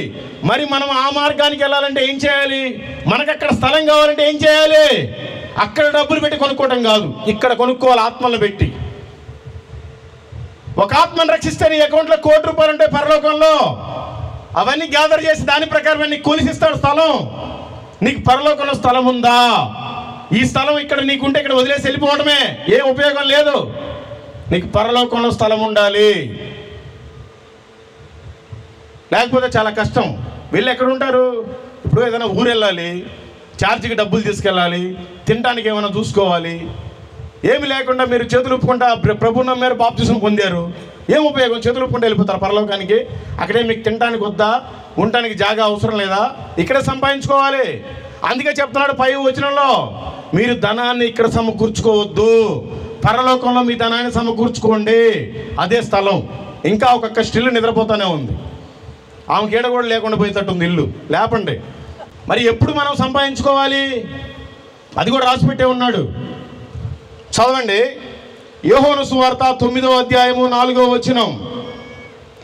పగలున్నంత వరకు నన్ను పంపిన వాని క్రియలు మనము చేయుచుండవలెను, రాత్రి వచ్చుచున్నది, అప్పుడు ఎవ్వడును పని చేయలేడు. ఇప్పుడు పగలంట మనకి, ఈ పగల్లోనే మనం పని చేయాలి. రాత్రి రాబోతుంది, అప్పుడు ఎవడు పని చేయలేడు. ఉత్తరప్రదేశ్ పోతే యేసు ప్రభు దేవుడు అని ఒక కరపత్రిక ఇచ్చారంటే 7 సంవత్సరాలు జైలు శిక్ష, 10 లక్షల రూపాయలు జరిమానా. మళ్ళీ మొన్ననే రాజస్థాన్లో పెట్టారు, అంతకుముందు మధ్యప్రదేశ్లో పెట్టారు, ఛత్తీస్గఢ్లో కూడా పెట్టబోతున్నారు. ఇలా మన రాష్ట్రంలో కూడా పెడతారేమో తెలియదు. పెట్టక ముందే మనకు పగలు, పెడితే మనకు చీకటే. పగలున్నంత వరకు నన్ను పంపిన వాని క్రియలు మనం చేయుచుండవలెను, రాత్రి వచ్చుచున్నది, అప్పుడు ఎవడును పని చేయలేడు. దయచేసి యేసు ప్రభు వారు 2వసారి తొందరగా రాబోతున్నారు. అందుకే ఇవన్నీ ఘోరాలు జరుగుతున్నాయి. అందుకని దయచేసి మనం పరలోకంలో స్థలం కావాలంటే ఇక్కడే సంపాదించండి. అది కూడా మనకు పగలున్నప్పుడే సంపాదించండి. రాబోయే కాలంలో ఏ చట్టాలు పెడతారో తెలియదు, ఎట్లాంటి పరిస్థితులు మారబోతున్నాయో తెలియదు. బైబిల్ కూడా లేకపోతే మీరు వాక్యాన్ని కూడా చదవలేరు. అది ఉన్నప్పుడే చదవండి, వాక్యాన్ని పాటించండి, వాక్యానుసారం జీవించండి. లేకపోతే చాలా కష్టం. అయ్యా నాకు చదువు రాదు, సరే ఒకవేళ వచ్చినా నేను ఎవరికి చెప్పలేను, నా పని అయితే నేను చూసుకుంటున్నాను, నేను యేసు ప్రభువుని నమ్మాను, బాప్తిసం తీసుకున్నాను, నేను నమ్మకంగా నా దశంభాగం నేను ఇస్తున్నాను, నేను పాస్టర్ గారికి పరిచర్య చేస్తున్నాను, మందిరంలో పరిచర్య చేస్తున్నాను, నేనేం పాపం అయితే చేయట్లేదు, కానీ అట్లా నేను సువార్త చేయలేను అంటే మీకోసం చక్కటి వాక్యం రాయబడం. చదవండి అందరూ. మత్తయి సువార్త 3వ అధ్యాయము 10వ వచనం. ఇప్పుడే గొడ్డలి చెట్ల వేరున ఉంచబడి ఉన్నది గనుక మంచి ఫలము ఫలించని ప్రతి చెట్టును నరకబడి అగ్నిలో వేయబడును. అర్థమైందండి? ప్రతి మనిషి జీవితానికి ఒక గొడ్డలి పెట్టున్నాడు. ఆల్రెడీ నన్ను వేశాడు, నాకు బుద్ధి వచ్చింది, నేను మారాను. అయ్యా నా పాస్టర్ చెప్తే నేను వినలేదు, నాకు ఇప్పుడు బుద్ధి వచ్చింది, నేను వింటున్నాను, సరెండర్ అయిపోయిన తర్వాత నా జీవితం బాగుపడింది. అందుకనే మీ జీవితానికి కూడా గొడ్డలి పెట్టకముందే మారండి, లేదంటే నరకబడి ఆయన అగ్నిలో వేస్తాడంట. ఫలము అని లేదు అక్కడ, మంచి ఫలము అని ఉంది. ఫలము అంటే మనం మాత్రమే మారు మనసు పొంది బాప్తిసం తీసుకోవటం. మంచి ఫలము అంటే అనేక మందిని ఈ మంచి మార్గంలో నిలబెట్టమే. ఆ ఫలమే కనుక ఫలింపకపోతే వ్యర్థమే మన జీవితం. తెలుసుకోండి. అబ్బో ప్రభు పని చేయాలి అంటే చాలా కష్టం. చాలామంది మొదలు తయారైపోయారు. వాళ్ళు కొడతారో తెలియదు, తిడతారో తెలియదు, వాళ్ళకి చెప్పాలన్నా కూడా హేళన చేస్తూ ఉంటారు. అది చాలా కష్టం, చాలా భారం, నేను ఆ పని చేయాలని అనుకుంటున్నారు చాలామంది. కానీ వాక్యం ఏమని సెలవిస్తుందంటే మత్తయి సువార్త 11వ అధ్యాయం 30వ వచనం. ఎలయనగా నా కాడి సులువుగాను నా భారము తేలికగాను ఉన్నవి. అర్థమైందండి? ఆయన పని మీరు చెప్పడం స్టార్ట్ చేయాలి, కానీ చాలా ఈజీ అండి. మీకు చెప్పాలని లేదు, చెప్పండి. ఈ లోకంలో ఏం సంపాదించుకున్నా వ్యర్థమే. సువార్త మీరు ఎంతమందికి చెప్తారో అన్ని కోట్లు పరలోకంలో మీ అకౌంట్లో ఉంటాయి. దాన్ని బట్టే మీకు స్థలం ఇస్తాడు, దాన్ని బట్టే మీరు ఆయన కుమార్తెలు, ఆయన కుమారుళ్ళు. తెలుసుకోండి. కీర్తన గ్రంథము 46వ అధ్యాయము 1వ వచనం. దేవుడు మనకు ఆశ్రయము దుర్గమునై ఉన్నాడు, ఆపత్కాలంలో ఆయన నమ్ముకున్నవాడు, ఆయన నమ్ముకున్నదగిన సహాయకుడు. ఆపత్కాలంలో మనం ఎవరు నమ్ముకోవాలి? కొంతమంది యూత్ ఉన్నారు, ఈ అబ్బాయి ప్రేమించిన ఆ పిల్లనే నమ్ముతాడు. ఆ పిల్లని నమ్మితే ఆ పిల్ల ఇప్పుడు వదిలిపెట్టిందని బాధపడితే ఆ పిల్ల పుట్టిన తర్వాత వెళ్ళిపోద్ది. అందుకని మన నమ్మకం ఆయన మీద పెట్టుకోవాలి, పిల్ల మీద కాదు. యూత్ అంతా పాడైపోతున్నారు వ్యసనాలకి. గర్ల్ ఫ్రెండ్ అని, బాయ్ ఫ్రెండ్ అని, ఆ ఫ్రెండ్ అని, ఈ ఫ్రెండ్ అని, ఆ అలవాట్లు ఈ అలవాట్లు అని చెడిపోతున్నారు. దయచేసి సాతానుగాడు పొంచి ఉన్నాడు. ఏ రోజు మీ జీవితాలను తారుమారు చేస్తాడో తెలియదు. అందుకని దయచేసి ఆయన నమ్ముకోవాలి. మనమంతా ఆయన నమ్ముకొనదగిన దేవుడు. ఎవరిని మనుషులను నమ్మకూడదు. అలాంటి పరిస్థితులు వచ్చాయి కాబట్టి తెలుసుకోండి. మత్తయి సువార్త 5వ అధ్యాయం 13 నుంచి 16 దాకా. మీరు లోకమునకు ఉప్పు అయి ఉన్నారు. ఉప్పు నిస్సారం అయితే అది దేని వల్ల సారము పొందును? అది బయట పారవేయబడి మనుషుల చేత త్రొక్కబోటుకే గాని మరి దేనికి పనికి రాదు. మీరు లోకమునకు వెలుగై ఉన్నారు. కొండ మీద నుండి పట్టణము మరుగై ఉండనేరదు. మనుషులు దీపము వెలిగించి కొంచెము కింద పెట్టరు, కానీ అది ఇంట నుండి వారికి అందరికీ వెలుగిచ్చుటకై దీపస్తంభం మీదనే పెట్టుదురు. మనుషులు మీ సత్క్రియలను చూచి పరలోకమందున మీ తండ్రిని మహిమపరిచినట్లు మీరు వారి ఎదుట మీ వెలుగు ప్రకాశింపనీయుడి. దేవుడు మిమ్మల్ని వెలిగించాడు, ఆ చీకట్లో వాళ్ళకు కూడా వెలిగిస్తారని. మీరే సరిగ్గా కొట్టుమిట్టాడుతున్నారు. ఎలక్క నూనె లేదు, మీలో ఒత్తుంది, నూనె లేదు ఏం చేయడానికి. దయచేసి ప్రార్థనాపూర్వకంగా ఉండండి. మీరు వాక్యాన్ని ఉంచుకుంటే అనేక మందికి వెలుగుగా మీరు ఉంటారు. మీకు అందరికీ తెలుసు, ఇంకా చెప్తుంటే లేట్ అయిపోతూ ఉంటుంది. 10 మంది కన్యకలు, 5గురు బుద్ధి లేని కన్యకలు, 5గురు బుద్ధి కలిగిన కన్యకలు. ప్రభు రాబోతున్నాడు, సిద్ధంగా ఉండమంటే వీళ్ళు 5గురు ఆటల పాటలు ఆడుతున్నారు, కానీ 5గురు రెడీగా ఒత్తి పట్టుకుని నూనెతో రెడీగా ఉన్నారు. కానీ రానే వచ్చాడు, వాళ్ళని తీసుకెళ్ళిపోయాడు, తలుపేసాడు. ఎంత దట్టినా తీయరు, ఎందుకంటే వీళ్ళకి లేదు, ఒత్తే ఉంది, నూనె లేదు. అందుకని దయచేసి మీలో ఒత్తుంది కానీ నూనె లేదు. మీరు భక్తులే కానీ మీలో వాక్యం లేదు. అందుకని దయచేసి వాక్యానుసారం బ్రతకండి. మీరు లోకానికి వెలుగుగా ఉండండి. నిన్ను వలె నీ పొరుగు అని ప్రేమించండి. సర్వలోకానికి వెళ్ళికే సువార్తను ప్రకటించకపోయినా కనీసం మీ ఇంటి పక్కన వాళ్ళకన్నా సువార్తను ప్రకటించండి. ఈ లోకమైన అగ్నిలో కాలిపోయే ప్రజలకి లాగి కొందరినైనా రక్షించండి. లేకపోతే మీకు మీ ప్రభువుకి మీరంతా లెక్క చెప్పాలి. చాలా కష్టం. చాలామందికి సువార్తను చెప్పాలంటే సిగ్గు. ఎందుకంటే వాళ్ళు ఏదో అనుకుంటారు, వాళ్ళు ఏదో తక్కువ కులం దేవుడు అనుకుంటారు అని. మీకోసం కూడా దేవుడు మంచి వాక్యాన్ని రాసి పెట్టాడు. మత్తయి సువార్త 10వ అధ్యాయము 32, 33. మనుషుల ఎదుట నన్ను ఒప్పుకొని వాడెవడో పరలోకమందున నా తండ్రి ఎదుట నేను వానిని ఒప్పుకొందును. మనుషుల ఎదుట ఎవడు నన్ను ఎరగనను వారిని పరలోకమందున నా తండ్రి ఎదుట నేను ఎరుగునందును. మీరు సిగ్గుపడకుండా దేవుని సువార్తనే ప్రకటిస్తే మాత్రమే దేవుడు మిమ్మల్ని ఒప్పుకుంటాడు. లేదంటే మీరెవరో నాకు తెలియదని చెప్తాడు. అందుకని దేవుడు సువార్తను చెప్పడానికి సిగ్గుపడబాకండి. ఎందుకు పనికిరా నేనే 135,000 మందికి సువార్తను చెప్పే యేసు ప్రభు దేవుడు అని. మీరంతా మంచోళ్ళు కదా, మీరంతా వ్యభిచారులు కాదు, దొంగలు కాదు, త్రాగుబోతులు కాదు, దుర్మార్గులు గారు. మరి మీరు ఎందుకు చెప్పలేకపోతున్నారు? అంటే మీలో ఉండే ఆత్మ చచ్చిపోయిందా? పరిశుద్ధాత్మ దేవుడు వెళ్ళిపోయాడా? ఆయన దుఃఖపరిచారా మీరు? మరి ఎందుకు మీలో పరిశుద్ధాత్మ దేవుడు ఉంటే మీకు ప్రేరేపణ రావట్లేదు వేరే వాళ్ళకు సువార్తను చెప్పాలని? మీరు ఆత్మలో చచ్చిపోయి ఉన్నారేమో తెలుసుకోండి. ఈరోజైనా బ్రతకండి, జీవం పోసుకోండి, లేకపోతే చాలా కష్టం. కొలసీలకు రాసిన పత్రిక 3వ అధ్యాయము 24వ వచనం. మీరేమి చేసినను అది మనుషుల నిమిత్తము కాక ప్రభు నిమిత్తమని మనస్ఫూర్తిగా చేయుడి. మీరు ప్రభు అయిన క్రీస్తునకు దాసులై ఉన్నారు. మీరు చేసే యజమానికి దాసులు కావచ్చు, వాళ్ళు మీకు జీతం ఇచ్చేంత వరకే. మీరు ప్రభువుకు దాసులై ఉండాలి. మీరు దేవుని పని చేయాలి. మనం ఆయనకి దాసులమై ఉంటే మనం ఎట్లా చేయాలి? యజమానుడి దగ్గర పని. మనం పనే చేయట్లేదు, మనకే సరైన రక్షణ లేదు, మనకే వాక్యం తెలియదు, మరి ఇంకా ఆయన పని ఏం చేస్తాం? తెలుసుకోండి. అందరూ అనుకుంటున్నారు పరలోకంలో స్థలం ఉందన్నావు, స్థలాలు ఉన్నాయన్నావు, ఆయన పోయాడన్నావు, మళ్ళీ వచ్చాడన్నావు, మరి ఇన్ని చెప్తున్నావు కదా. పరలోకంలో మరి 800 కోట్ల మంది ఉన్నాం జనాభా, మరి వాళ్ళందరూ పడతారా అని మీరు అనుకుంటున్నారు. పరలోకం ఎన్ని కిలోమీటర్లు ఉందో బైబిల్లో ఉంది. నాకు తెలుసు అన్న వాళ్ళు ఒకసారి చేతులు ఎత్తండి. ఒక్కరెత్తట్లా, పాస్టర్లతో సహా. ఏమనుకోబాకండి, నేను వాళ్ళని కించపరచట్లేదు, వాళ్ళు నా తండ్రి సమానులు. పరలోకం ఎన్ని కిలోమీటర్లు ఉందో బైబిల్లో ఉంది. అందరూ చదవండి. ప్రకటన గ్రంథము 21వ అధ్యాయము 16వ వచనం. ఆ పట్టణము చచ్చౌకమైనది, దాని పొడగు దాని వెడల్పుతో సమానము. అతడు ఆ కొలకర్రతో పట్టణమును కొలువగా దాని కొలత 750 కోసులైనది. దాని పొడుగును ఎత్తును వెడల్పును సమానముగానున్నది. అర్థమైందండి? 750 కోసులు ఉందంట. చెల్లెలు తమ్ముళ్ళంతా ఈ పనికి మాలిన ఫోన్ ఇప్పుడు కూడా నొక్కుతానే ఉంటారు. 750 కోసులు అంటే ఎన్ని కిలోమీటర్లను కొట్టండి, గూగుల్లో వస్తుంది. పనికి వచ్చేదానికైనా వాడండి గూగుల్. 2306 కిలోమీటర్లే ఉంది పరలోకం. కొన్ని ఇంకా వేరే తర్జుమాలు అయితే 2400 కిలోమీటర్లే ఉంది. మరి 2400 కిలోమీటర్లు అంటే మరి ఇక్కడి నుంచి ఢిల్లీ దాకే ఉంది. మరి దీంట్లో 800 కోట్ల మంది ఎట్లా పడతారు అని మీరు అనుకోవచ్చు. అందరూ భక్తులు కాదు, భక్తులు మాత్రమే పరలోకంలో చేరతారు. మరి మిగతా వాళ్ళంతా ఎవరు? భక్తిహీనులు. వాళ్ళ కోసం కూడా వాక్యం రాసిపెట్టే ఉంది. సామెతల గ్రంథము 16వ అధ్యాయము 4వ వచనం.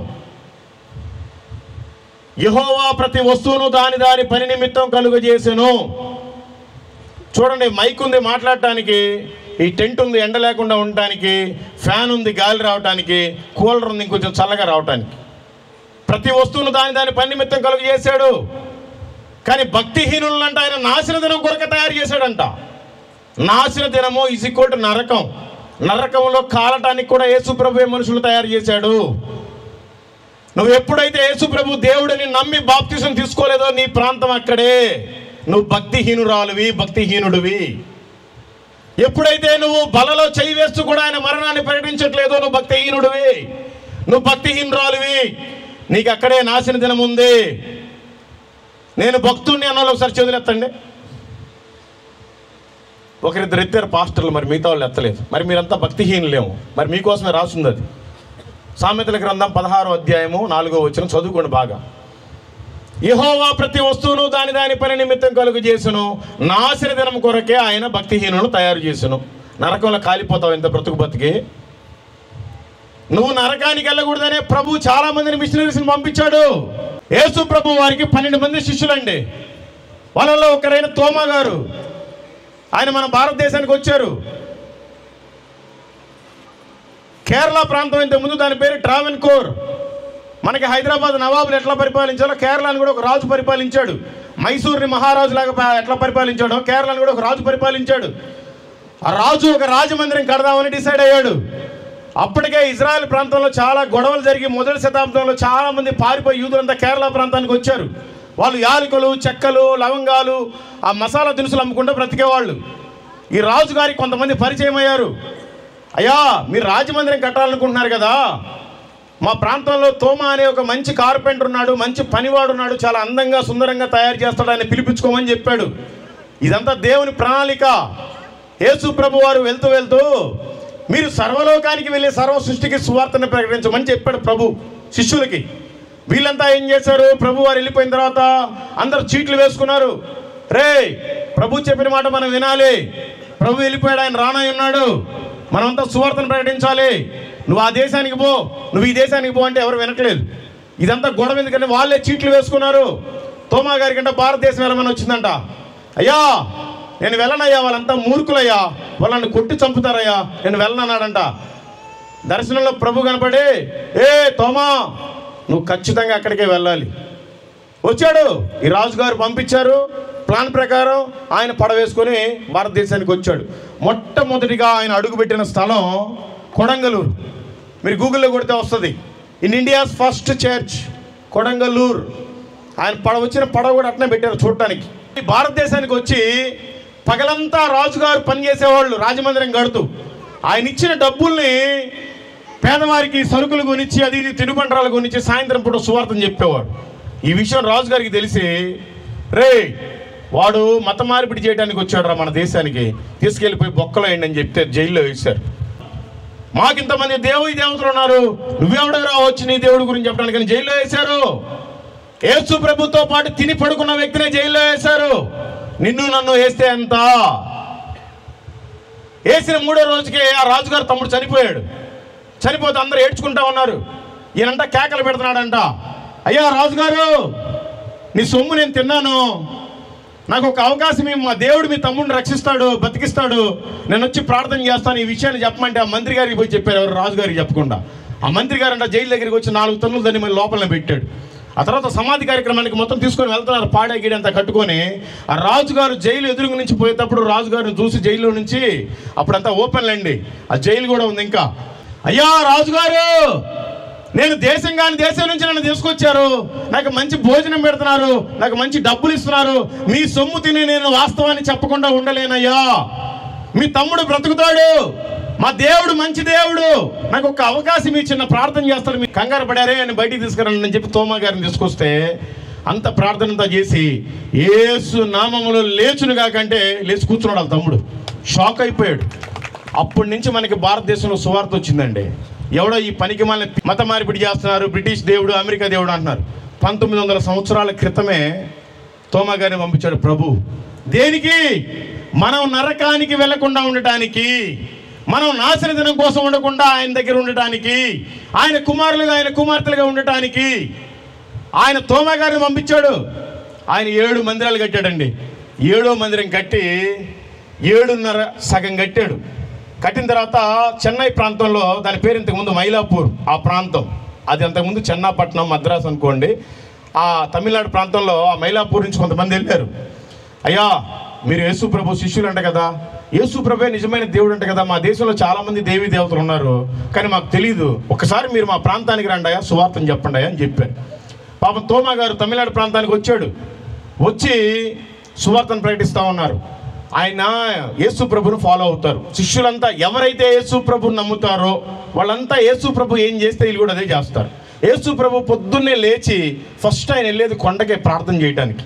తోమా గారు కూడా లేవంగానే వెళ్ళాడు థామస్ మౌంట్కి ప్రార్థన చేసుకోవడానికి. ప్రార్థన చేస్తుంటే బల్లెని తీసుకొని పొడి చంపేశారు. మన దేశంలోనే మనోళ్ళే మనల్ని రక్షించడానికి నరకం నుండి ప్రభు వారి ఆయన శిష్యుని ఇక్కడికి పంపిస్తే మనోళ్ళు ఆయన బలింతో పడి చంపేశారు. నిన్ను నన్ను పొడిస్తే ఎంత? సువార్తకు ఎందుకు భయపడుతున్నారు? ఆయన 6వ మందిరం అండి, అద్భుతం అండి. ఆయన కట్టినది 7.5 మందిరాలు, దగ్గర 8 మందిరాలు అనుకోండి. 6వ మందిరం శబరిమల అయ్యప్ప స్వామి టెంపుల్కి 15 కిలోమీటర్ల దూరంలో ఉంది. పంబా నది ఒడ్డునే ఉంది. ఆయన మందిరం కడుతుంటే సింహాలు పులులు ఏమో తాట బెక్కొచ్చిస్తే ఏనుగులేమో ముద్దులు తీసుకొచ్చి ఇచ్చాయి. ఆ రకంగా మందిరం కట్టారు. ఆయన ప్రార్థన చేస్తుంటే ఏనుగులు, సింహాలు, పులులు, నెమళ్ళు, జింకలు అన్ని సాష్టాంగపడి మోకరించి ఉన్నాయండి. ఆయన కళ్ళు తెరిచేసరికి అవి కూడా ప్రార్థన చేస్తున్నాయి. అంత మంచి భక్తుడు ఆయన. ఆ అడవి జాతరలో ఎవరో నశించిపోకూడదని అక్కడ మందిరం కట్టడానికి వెళ్ళాడు ఆయన. అయ్యప్ప స్వామి టెంపుల్ పక్కనే నిన్నగాక మొన్న వచ్చింది ఆ టెంపుల్. 1980 సంవత్సరాల క్రితమే తోమ గారు అక్కడ మందిరం కట్టారు. ఇప్పటికీ ఉంది. మీరు గూగుల్లో కొట్టండి, నీలక్కల్ చర్చ్, తోమ గారు కట్టారు. మనం ఎందుకు భయపడాలి సువార్త చెప్పడానికి? మనం బాగుపడాలనే కదా ప్రభు మనల్ని పంపించాడు. అక్కడి నుంచి ఒంగోలు ప్రాంతానికి ఇంకొక మిషనరీ వచ్చాడు అమెరికా నుంచి. దేవుడే పంపించాడు. బాప్టిస్ట్ అనబడే చర్చిలు ఫస్ట్ ఒంగోలునే తయారైంది. ఆయన పేరు జాన్ క్లౌ. అమెరికా నుంచి పంపించబడ్డాడు మిషనరీగా. ఆయన వచ్చాడు, సువార్తను ప్రకటిస్తూ ఉన్నాడు. ఎవరు వినట్లేదు. చాలా రోజులు వాళ్ళందరికీ బట్టలు, సరుకులు, తినుబండరాలు అవి పంచాడు. అప్పుడు చాలామంది అట్రాక్ట్ అయ్యి, అయ్యా మేము కూడా మీ దేవుడిని నమ్ముకుంటాం, నాకు బాప్తిసం ఇవ్వని అందరూ లైన్ కడుతున్నారు. చిచ్చి, నేను అట్లా బాప్తిసం ఇవ్వను. మీరు నిజంగా మారు మనసు పొందితేనే రండి బాప్తిసం ఇస్తా. నేనేదో మీకు తిరుబండరాలు ఇస్తే మీరు వచ్చి దేవుడిని నమ్ముకుంటే నాకు చెడ్డ పేరు, దేవుడి నామానికి అంతకంటే చెడ్డ పేరు నేను ఇవ్వను అన్నాడు. 6 సంవత్సరాలు సువార్త చేస్తే ఎవరు ఒక్కరు కూడా మారు మనసు పొందలా. మళ్ళీ 6 సంవత్సరాలు చేశాడు. మొత్తం 12 సంవత్సరాలు చేశాడు.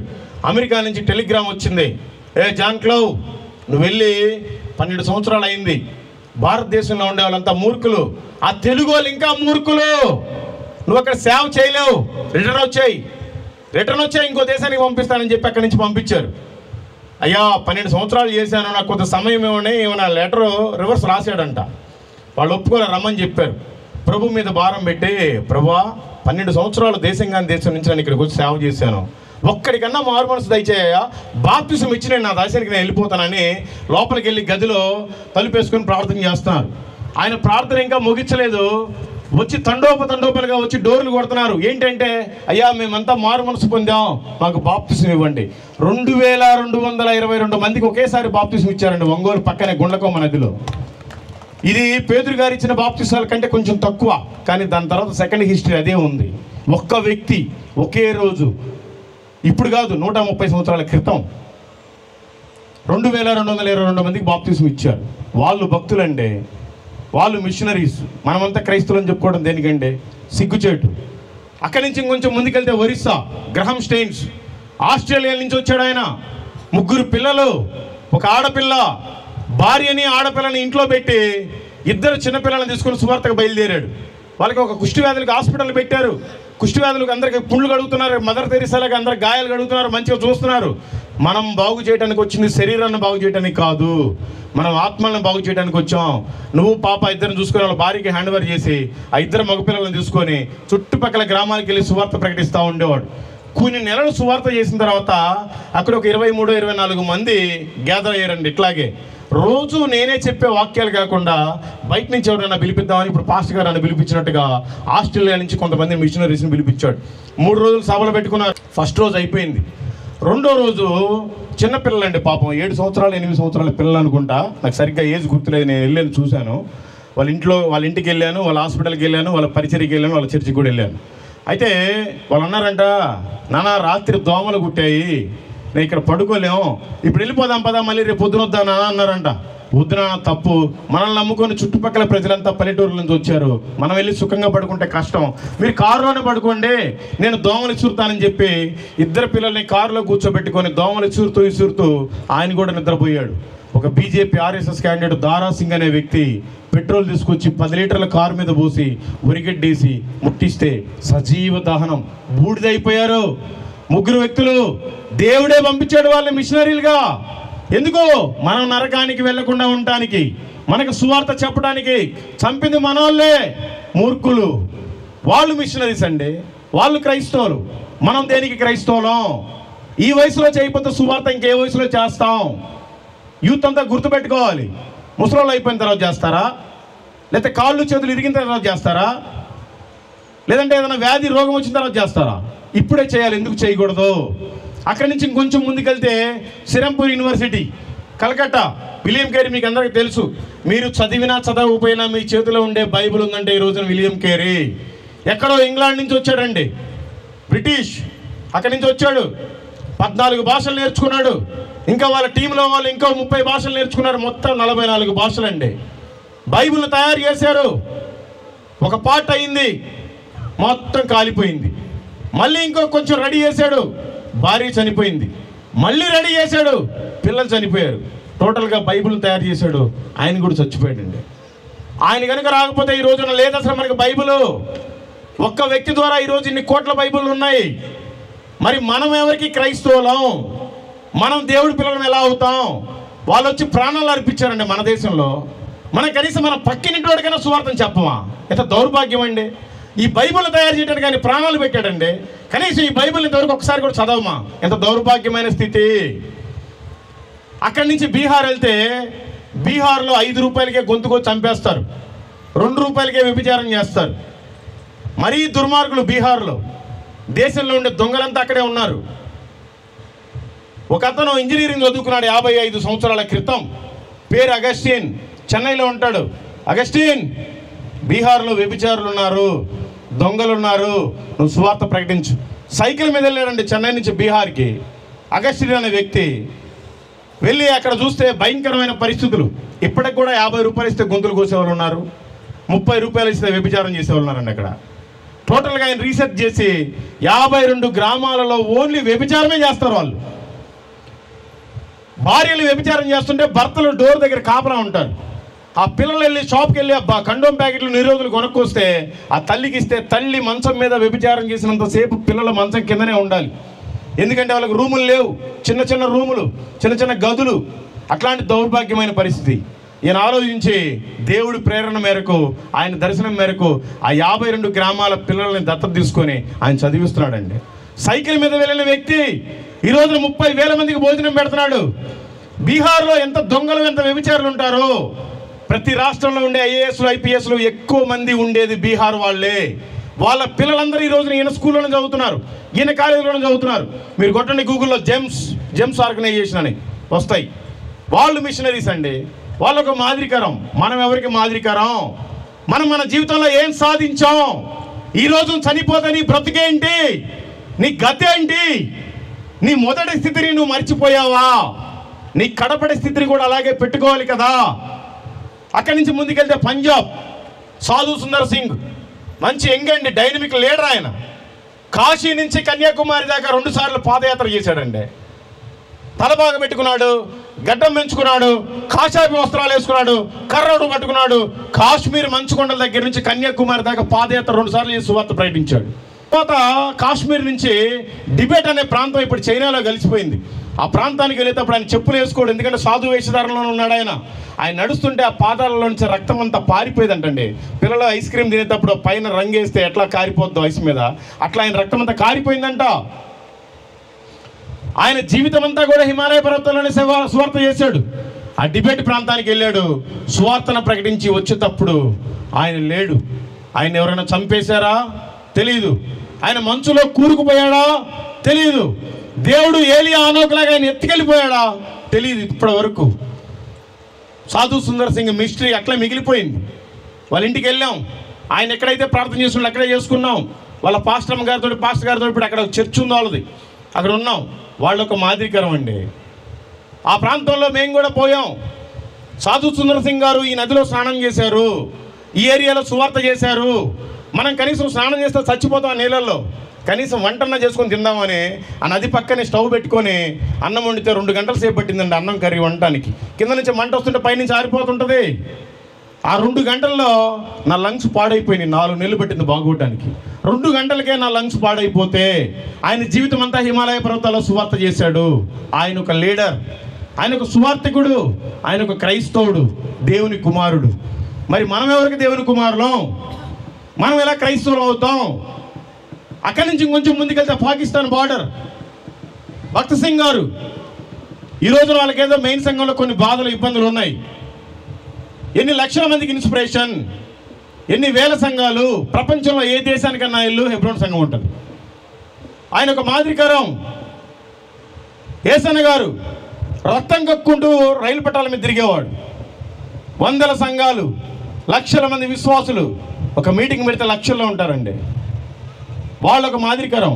వాళ్ళు సేవ చేశారు, వాళ్ళొక మిషనరీస్. ఇంకా చాలామంది ఉన్నారు, ఎల్ఈఎఫ్ డానియల్ గారు, అందరూ చేశారు. మరి మనం ఏం చేస్తున్నాం? వాళ్ళంతా మన కోసం ప్రాణం పెట్టడానికి వచ్చారు. విశ్వాసులుగా ఉండి ఏం గడ్డి బీగుతున్నామా? ఏం చేస్తున్నాం? ఎన్ని రోజులు నామకార్థంగా ఉంటారు? ఈ రోజున చనిపోతే రేపటికి 2. నీతో పాటు ఏమి రాదు. నువ్వు కట్టుకున్న చీర రాదు, నువ్వు వేసుకున్న చొక్కా రాదు. నీ భార్య నీకు అసలు భార్య కాదు, నీ భర్త నీకు అసలు భర్తే కాదు, నీ పిల్లలు నీకు అసలు పిల్లలే కాదు. నువ్వు వదిలేసి వెళ్ళిపోవాలి. వెళ్ళిపోతే ఏంటి నీ పరిస్థితి? యేసు ప్రభు వారు ఒకసారి భూమి మీదకి వచ్చి మన పాపాల నిమిత్తం ఆయన దెబ్బలు తిని చనిపోయి తిరిగి 3వ రోజున లేచి, నేను మరలా వస్తాను, మీరు సర్వలోకానికి వెళ్ళి సర్వ సృష్టికి సువార్తను ప్రకటించమని ఆయన ఆరోహణం అయిపోయాడు. ఎంతమందికి తెలుసండి ఈ విషయం? నాకు తెలుసు అన్నలో ఒకసారి చేతులు ఎత్తండి. యేసు ప్రభు నా కోసం ఈ భూమి మీదకి వచ్చి ప్రాణం పెట్టాడు అన్నోళ్ళు ప్రైజ్ గాడ్ కొంతమంది ఎత్తారు. నిజమే, ఆయన 2వసారి రానై ఉన్నాడు. ఒకసారి దరిద్రుడిగా వచ్చాడు, ఈసారి ఆయన రాజుగా రాబోతున్నాడు. 2వసారి నా కోసం భూమి మీదకి యేసు ప్రభు రాబోతున్నాడు అన్నోళ్ళు ఒకసారి చేతులు ఎత్తండి. మీరంతా భ్రమలోనే ఉన్నారు. బైబిల్ చదివి చావండి. దేనికి నామకార్థంగా? ఎందుకు పాస్టర్లు, ఎందుకు విశ్వాసులు? నన్ను క్షమించండి, అంత అవగాహన లేదా? ఆయన 2వసారి భూమి మీదకి రాడు, మధ్యాకాశంలోకి వస్తాడు. ఒక బూర శబ్దం వస్తుంది, బూరను ఊతాడు. రెప్పపాటులో మనం మహిమ అవసరం ధరించుకొని వెళ్ళిపోవాలి. వెళ్ళిపోతే మంచిది. 7 సంవత్సరాల విందు ఉంది. ఒకవేళ మిగిలిపోతే 3.5 సంవత్సరాలు శ్రమలు, 3.5 సంవత్సరాలు మహాశ్రమలు. నీకు ఓటర్ ఐడి కార్డు ఉంటుంది, నువ్వు ఓటేయలేవు. నీకు ఆధార్ కార్డు ఉంటుంది, అది పనిచేయదు. నీకు బ్యాంకులో డబ్బులు ఉంటాయి, నీ ఏటీఎం కార్డు నీకు పనిచేయదు. నీకు సొసైటీలో వాల్యూ ఉండదు. ఇవన్నీ తీసేసి ఒక ముద్రను తీసుకొస్తున్నారు. అదే 666 ముద్ర. ఆల్రెడీ ఆ ముద్ర మనకు వచ్చేసింది. ప్రతి వ్యక్తికి ఫోన్పే ఉంది. ఏం కొన్నా కూడా ఒక ముద్ర చూపిస్తారు. ఆ ముద్రకి మనం స్కాన్ చేయాలి. మన కరోనా వచ్చినప్పుడు మనం ఎక్కడికైనా లోపలికి వెళ్ళాలంటే ఒక టెంపరేచర్ మిషన్ పెట్టేవాళ్ళు, ఇక్కడ పెట్టేవాళ్ళు, లేదంటే ఇక్కడ పెట్టేవాళ్ళు. మనకేం జ్వరం లేదంటే లోపలికి పంపించేవాళ్ళు. ఆ ముద్ర కూడా మనకి ఇక్కడ కానీ వేస్తారు. ఆ ముద్ర వేసుకుంటే మనం పరలోకానికి పాత్రులం కాదు. ఆ ముద్ర వేసుకోకపోతే ఇక్కడ శ్రమల్లో పడిపోతాం. మనం ప్రభుతోటి వెళ్ళాలి అంటే మనం మెలకుగా ఉండి ప్రార్థన చేయాలి. నువ్వు బాత్రూమ్కి వెళ్ళినా ప్రార్థన చేయాలి, నువ్వు పడుకున్నా ప్రార్థన చేయాలి, నువ్వు తింటున్నా ప్రార్థన చేయాలి, నువ్వు ఏ పనిలో ఉన్నా ప్రార్థన చేయాలి. నువ్వు మెలకుగా ఉంటేనే ఆ సౌండ్ నీకు వినపడుతుంది. నువ్వు మందిరానికి వచ్చి నిద్రపోతే నీకు ఎలా వినపడుతుంది తెలుసుకోవాలి. వెళ్ళావా? 7 సంవత్సరాల విందు మధ్యాకాశంలో. మనకంటే ముందు చనిపోయిన వాళ్ళంతా లేచిపోతారు. ఆ తర్వాత మనం కూడా ఎత్తబడతాం. వెత్తబడితే మంచిది, మిగిలిపోతే చాలా శ్రమలు. వాక్యం సెలవిస్తుంది, 2 భార్యాభర్తల్లో ఒకరే వెళ్ళిపోతారు, 2 అక్క చెల్లెల్లో ఒకరే వెళ్ళిపోతారు, 2 అన్నదమ్ముల్లో ఒకరే వెళ్ళిపోతారు, 2 పిల్లలుంటే ఒకరే వెళ్ళిపోతారు. వెళ్ళిపోతే మంచిది, మిగిలిపోతే శ్రమలు. ఈ లోకంలో ఏం సాధిస్తావు? ఏమి సాధించలేవు. నమ్మకంగా ఉండు, ప్రార్థన చేసుకో, ఆయన రాకడలో ఎత్తబడు. ఆ తర్వాత 7 సంవత్సరాలు అయిపోయిన తర్వాత ఇక్కడంతా సాతానుగాడు పరిపాలిస్తాడు. 7 సంవత్సరాల్లో భూమిని మొత్తాన్ని పాడు చేసి పెడతాడు. నీతి న్యాయం ఏమి ఉండదు. ఆ తర్వాత ఆయన రాజుగా భూమి మీదకి 1000 సంవత్సరాలు వస్తాడు. 1000 సంవత్సరాలు భూమి మీద పరిపాలిస్తాడు. యేసు ప్రభు భూమి మీదకి వస్తాడు, నా కోసం 1000 సంవత్సరాలు పరిపాలిస్తాడు అన్న ఒకసారి చేతులు ఎత్తండి. ఎత్తన వాళ్ళు మొత్తం భ్రమలోనే ఉన్నారు. ఆయన నిజమే భూమి మీదకి వస్తాడు, అప్పుడు వస్తాడు, 1000 సంవత్సరాలు పరిపాలిస్తాడు. ఎవరైతే 2వ రాకడలో ఎత్తబడ్డారో వాళ్ళే భూమి మీద అధికారులు. ఆయన వచ్చి ప్రభుత్వం చేసేటప్పుడు మనకి ఏ హైదరాబాదో, ఏ విజయవాడో, ఏ ఢిల్లీలో క్యాపిటల్ కాదు, మనకి యెరూషలేమే క్యాపిటల్. అదే మనకి రాజధాని. 2వ రాకడలో ఎవరైతే ఎత్తబడతారో వాళ్ళు మాత్రమే అధికారులు. వారికే ఈ భూమి మీద పరిపాలన ఇస్తాడు. ఆ తర్వాత 1000 సంవత్సరాలు అయిపోయిన తర్వాత ఈ భూమిని మొత్తాన్ని పాడు చేసి చాప చుట్టినట్టుగా చుట్టి అగ్నిగంధకాలతో వేసి సంఘాన్ని మొత్తాన్ని తీసుకొని పరలోకం వెళ్తాడు. అప్పుడు పరలోకం. అప్పుడు దాకా పరలోకం కాదు. ఎవరైతే చనిపోయారో వాళ్ళంతా పరదేశిలో ఉంటారు. ఎవరైతే పాపాలు చేసి చనిపోయారో వాళ్ళంతా పాతాళంలో ఉంటారు. నరకం ఇంకా తీయబడలేదు, పరలోకం ఇంకా తెరవబడలేదు. పరలోకం వేరు, పరదేశి వేరు, పాతాళం వేరు, నరకం వేరు. ఇప్పుడు పాపం చేసి చనిపోయిన వాళ్ళంతా పాతాళానికి వెళ్తారు, ఇప్పుడు మంచి చేసి చనిపోయిన వాళ్ళంతా పరదేశికి వెళ్తారు. ప్రభు వచ్చి 1000 సంవత్సరాలు అయిపోయిన తర్వాత అప్పుడు తీసుకెళ్ళిపోతాడు పరలోకానికి. పరలోకానికి కూడా ఎంట్రన్స్లోకి వెళ్ళడం. ప్రతి మనిషికి ఒక లెక్క ఉంది, దాని పేరే ధవల సింహాసన తీర్పు. ఆ తీర్పులో ఎవడో నెగ్గడు. నువ్వు ప్రభుని కలిగి ఉన్నావా? గట్టిగా కలిగి ఉండాలి. దేవుడు పనిచేయాలి. ప్రభు ఇక్కడ కూర్చుంటాడు, తండ్రి అయిన దేవుడు. ఆయన కుడి పార్శ్వం మీద యేసు ప్రభు కూర్చుంటాడు. పరలోకానికి వెళ్ళే మందంతా ఇక్కడ ఉంటుంది, పాతాళానికి వెళ్ళే మందంతా ఇక్కడ ఉంటుంది, నరకానికి వెళ్ళేది. ఒక్కొక్కరిని పిలుస్తాడు. ఏ బాబు, నువ్వు బైబిల్లో ఉన్న మంచి ప్రవక్త పేరు పెట్టుకున్నావు కదా, దా ఏలియాని తీసుకురండి. ఏలియా నా కుమారుణ్ణి నీ కోసం మరణించాడు, నీ కోసం పంపించాను, నీ కోసమే ప్రాణం పెట్టాడు, మరి నువ్వు నా కోసం ఏం చేసావు ఏలియా అని అడుగుతాడు. ఏలియా అంటే ఆ ఏలియా కాదు, ఆ పేర్లు పెట్టుకున్న భక్తుల గురించి చెప్తున్నా. అయ్యా నేనైతే వచ్చానయ్యా మందిరానికి, చప్పట్లు కొట్టాను, కాసేపు నిద్రపోయాను, అందరూ వేసేటప్పుడు వేయిపోతే కానుక వేయిపోతే బాగుందని కానుక వేసాను, వెళ్ళిపోయానంటే కుదరదు, వెళ్ళిపో నరకానికి. పలానా ఎస్ఆరమ్మని తీసుకురండి అయ్యా. వచ్చిద్ది. ఏమ్మా నా కోసం ఏం చేసావు? నా కుమారుని నీ కోసం పంపించాను కదా ప్రాణం పెట్టడానికి, నీ పాపాలన్నీ కడుగుపడ్డాయి కదా, నువ్వు పరిశుద్ధురాలు అయ్యావు కదా, నా కోసం నువ్వు ఏ గడ్డి పీకేవని అడుగుతాడు ప్రభు. ఆ రోజు ఏం చెప్తారు సమాధానం? అయ్యా నేను ఒక్క ఆత్మను కూడా రక్షించలేదయ్యా అంటే కుదరదు, వెళ్ళటమే నరకానికి. రే పలానా మల్లికార్జునరావుని తీసుకురండి రా. తీసుకొచ్చాం. ప్రభువా చెప్పండి అయ్యా. రే ఇడేం చేశాడు రా. అప్పుడు యేసు ప్రభు మన కోసం సాక్ష్యం చెప్తాడు. అయ్యా మల్లికార్జునరావు అనే వ్యక్తి ఒకప్పుడు త్రాగుబోతూ, మల్లికార్జునరావు అనే వ్యక్తి అయినా నా కోసం పాటుపడ్డాడు, పెట్రోల్ బంకులో పడుకుని సువార్తను ప్రకటించాడు, దేశం మొత్తం తిరిగి సువార్తను ప్రకటించాడు, 1,35,000 మందికి సువార్తను ప్రకటించాడు, 74 మంది బాప్తీసం తీసుకున్నారు. ఈయన పరలోకంలో చేర్చుకోయా నా కుమారుడు అని చెప్పాడు యేసయ్య. యేసయ్య మన గురించి సాక్ష్యం ఇవ్వాలి. మరి నీ కోసం ఇచ్చేలాగా ఉన్నాడా? కనీసం నీ ఇంట్లో వాళ్ళు సాక్ష్యం ఇస్తున్నారా నీ గురించి? నీ భర్త సాక్ష్యం ఇస్తాడా? నీ భార్య సాక్ష్యం ఇస్తుందా? నీ సహోదరులు సాక్ష్యం ఇస్తారా? కనీసం నీ పిల్లల దగ్గర సాక్ష్యం ఉందా? నువ్వు పనిచేసేవాడి దగ్గర సాక్ష్యం ఉందా? సాక్ష్యం లేకపోతే నీది నరకమే. నీకు సాక్ష్యం కావాలి. అందుకని దయచేసి మీకు దండం పెట్టి చెప్తున్నా, మీరంతా మా అక్కలు, మా అన్నలు, మా తండ్రులు, మా తల్లులు, మీరంతా నరకానికి వెళ్ళబాకండి. ఉచితంగా ఎందుకు ప్రకటిస్తున్నాం? మా డబ్బులతో మేము డీజిల్ పోసుకొని ఈ సత్యాన్ని తెలుసుకున్నాం. ఒకప్పుడు నరకానికి వెళ్ళే వ్యక్తిని ఇప్పుడు నేను మాదిరికరంగా ఉన్నాను.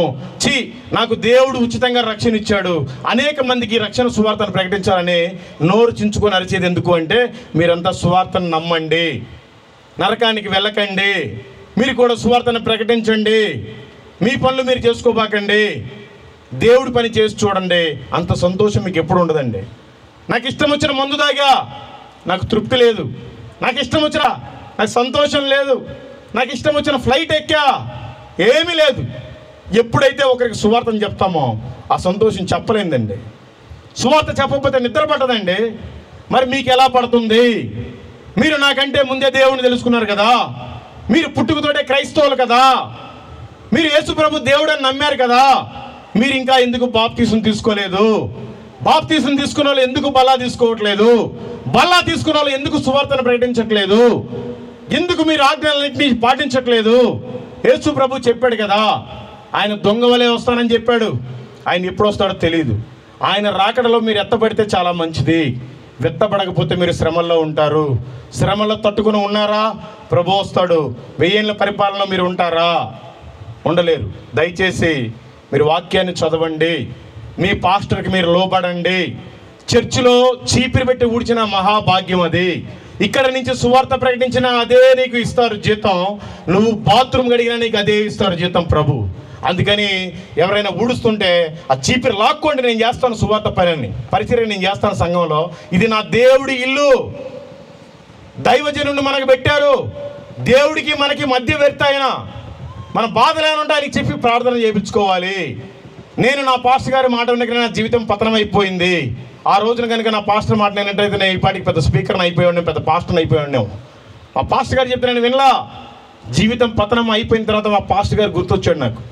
అందుకని మనం చేసే పని దేవుడి చిత్తమా కాదా మీరు తెలుసుకోండి, ప్రార్థన చేసుకోండి. దేవుడి చిత్తం లేకుండా నేను అనేక వ్యాపారాలు చేశాను, ఉపయోగం ఏమీ లేదు. దేవుడి చిత్తం ఏంటో తెలుసుకున్న తర్వాత ఆ ఫలం నేను చూస్తున్నాను. ఈ లోకం శాశ్వతం కాదు. కనీసం నీతో పాటు ఒక్కరైనా పరలోకానికి రావాలి. ఒకవేళ నీతో పాటు ఎవరు పరలోకానికి నువ్వు తీసుకెళ్ళట్లేదు అంటే నీది ఇంకా అక్కడ కూడా పాతాళమే.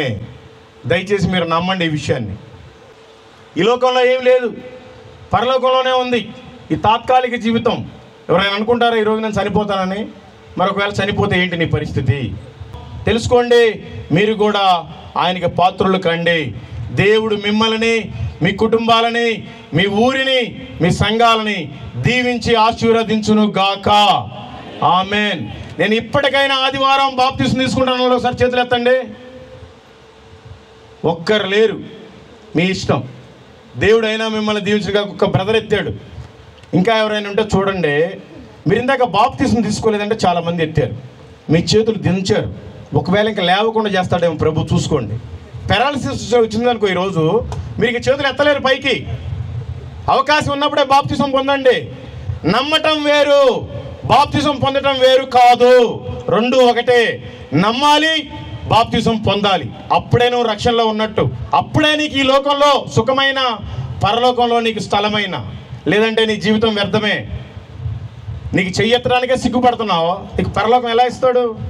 యేసు ప్రభు నమ్మవాకమ్మా. ఎందుకు నమ్మావు? నమ్మినప్పుడు బుద్ధితో బాప్తిసం తీసుకో. బాప్తిసం తీసుకోవడంలో నీ కులం మారదు, నీ మతం మారదు, నీ ఊరు మారదు. నీ బుద్ధి మార్చుకో, నీ బ్రతుకు మార్చుకో, నీ జీవితాన్ని మార్చుకో. దేవుడు నిన్ను కుమార్తెగా, కుమారుడిగా అంగీకరిస్తాడు. బాప్తిసమే లేకపోతే నీ జీవితం నరకమే. అగ్ని ఆరదు, పురుగు చావదు.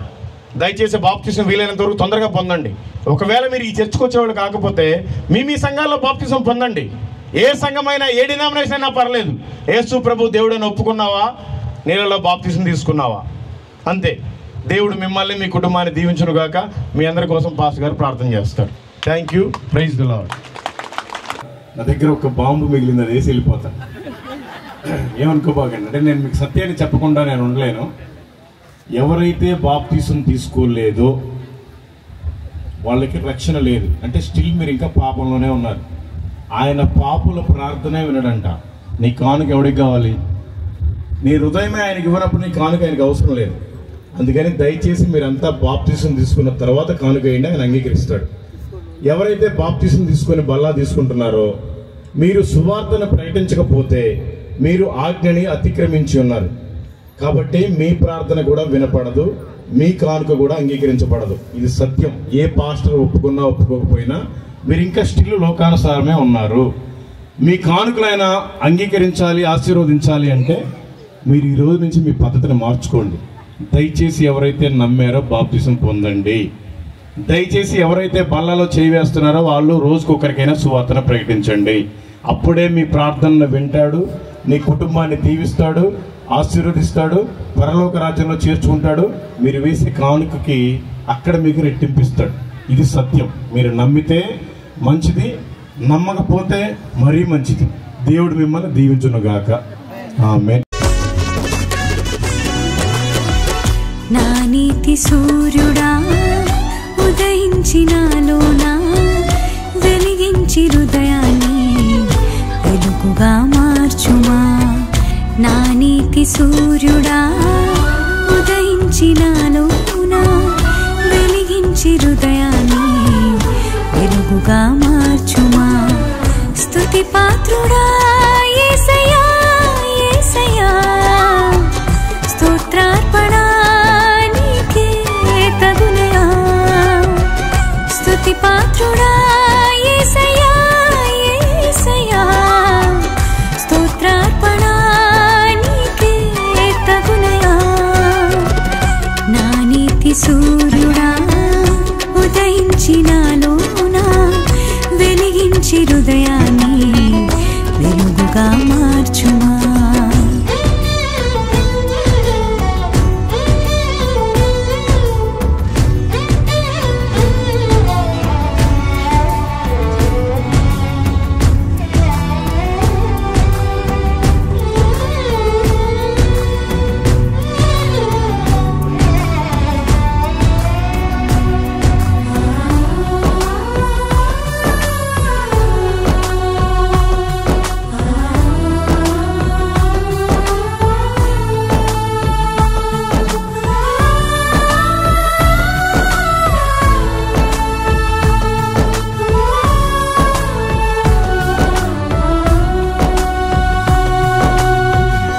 మనుష్యుని నీతి క్రియలు మురికి గుట్టల వంటివి, నరుని హృదయ ఆలోచనలు అపవిత్రమైనవి.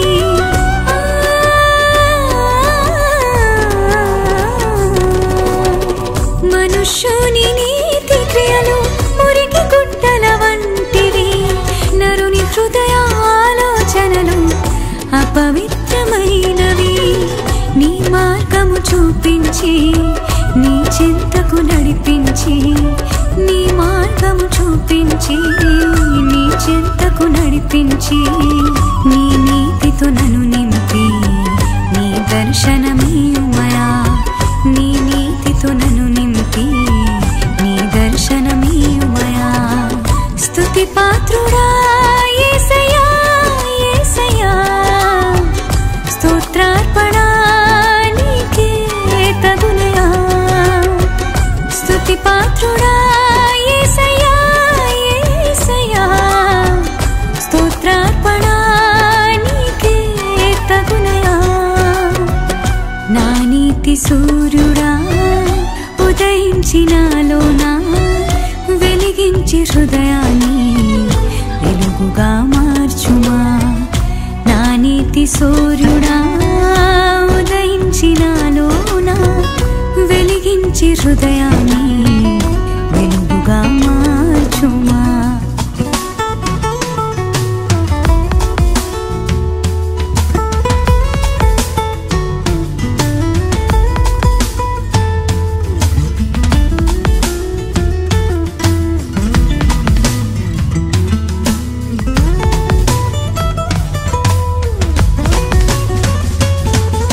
ప్రతిసారి నిన్నే ఎవరు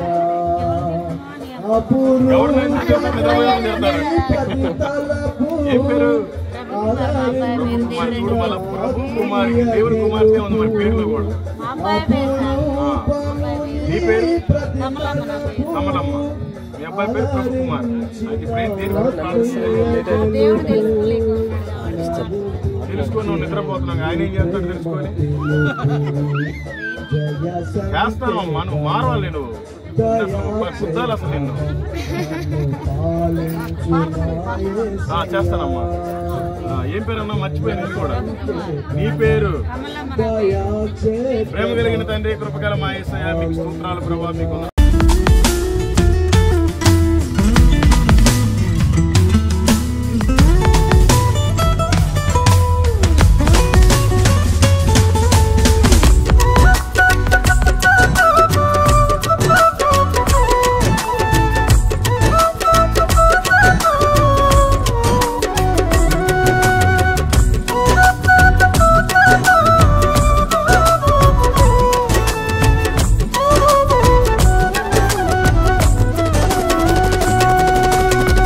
పరిసయ్యుని స్వనీతి ప్రార్థన దేవుని మెప్పించలేదు, హృదయమున గర్వించి పాపముతో మిగిలిపోయెను.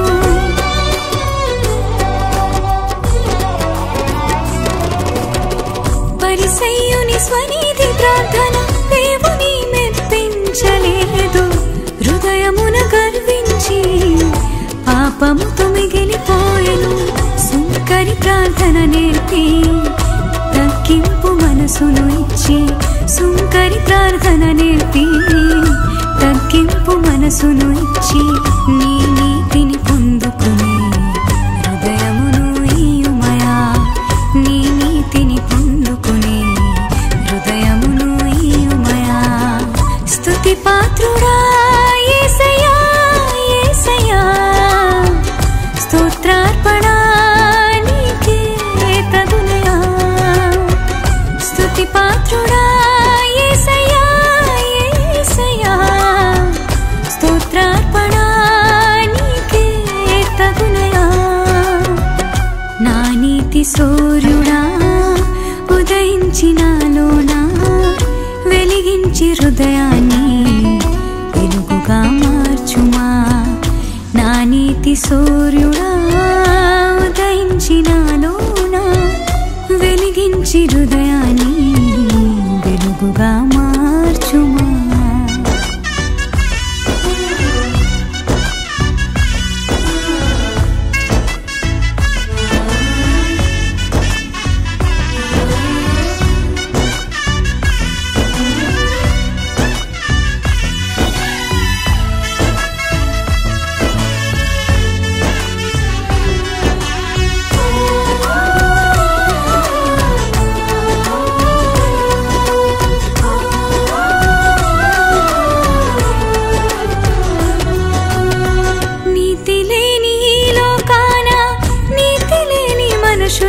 మధ్య నీ నీతిని చూపించే జీవితమును కలిగి ఉందును.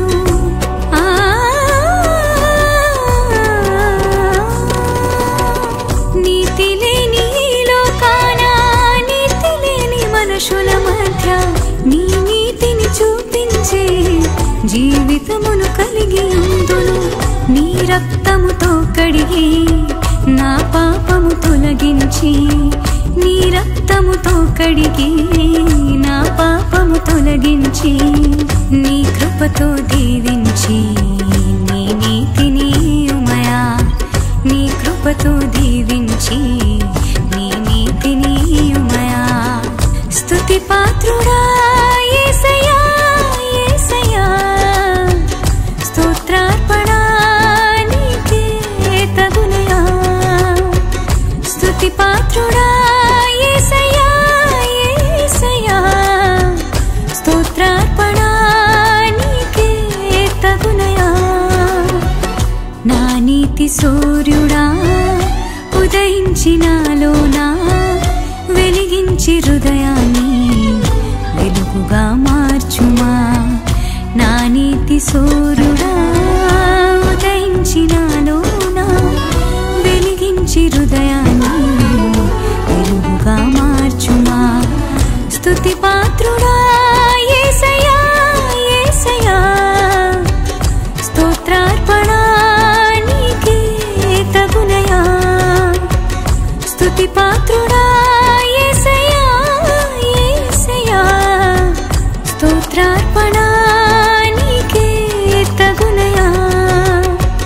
స్తోత్రార్పణ నీకే తగునయా.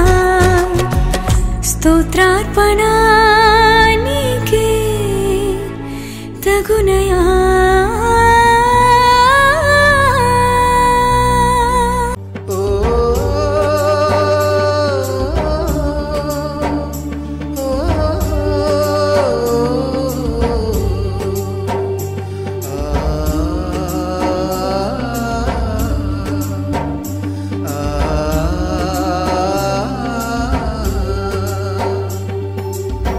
పంపుము దేవా పనివారలను పంటను కోయుటకు, నేడు పంటను కోయుటకు.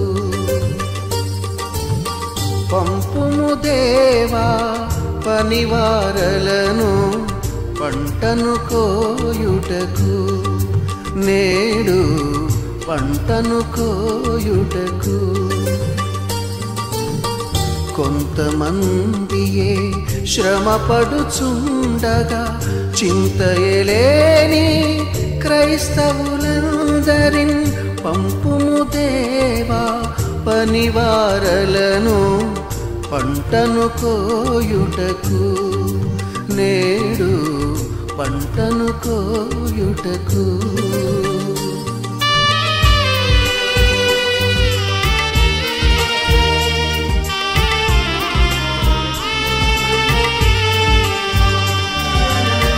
నాగలి మీద చేయిని వేసి వెనుకకు చూడక సాగడి వారిని, భారము కలిగి సువార్త గింజలు దున్నిన ఎదలో చల్లెడి వారిని, దున్నిన ఎదలో చల్లెడి వారిని పంపుము దేవా పనివారలను పంటను కోయుటకు, నేడు పంటను కోయుటకు.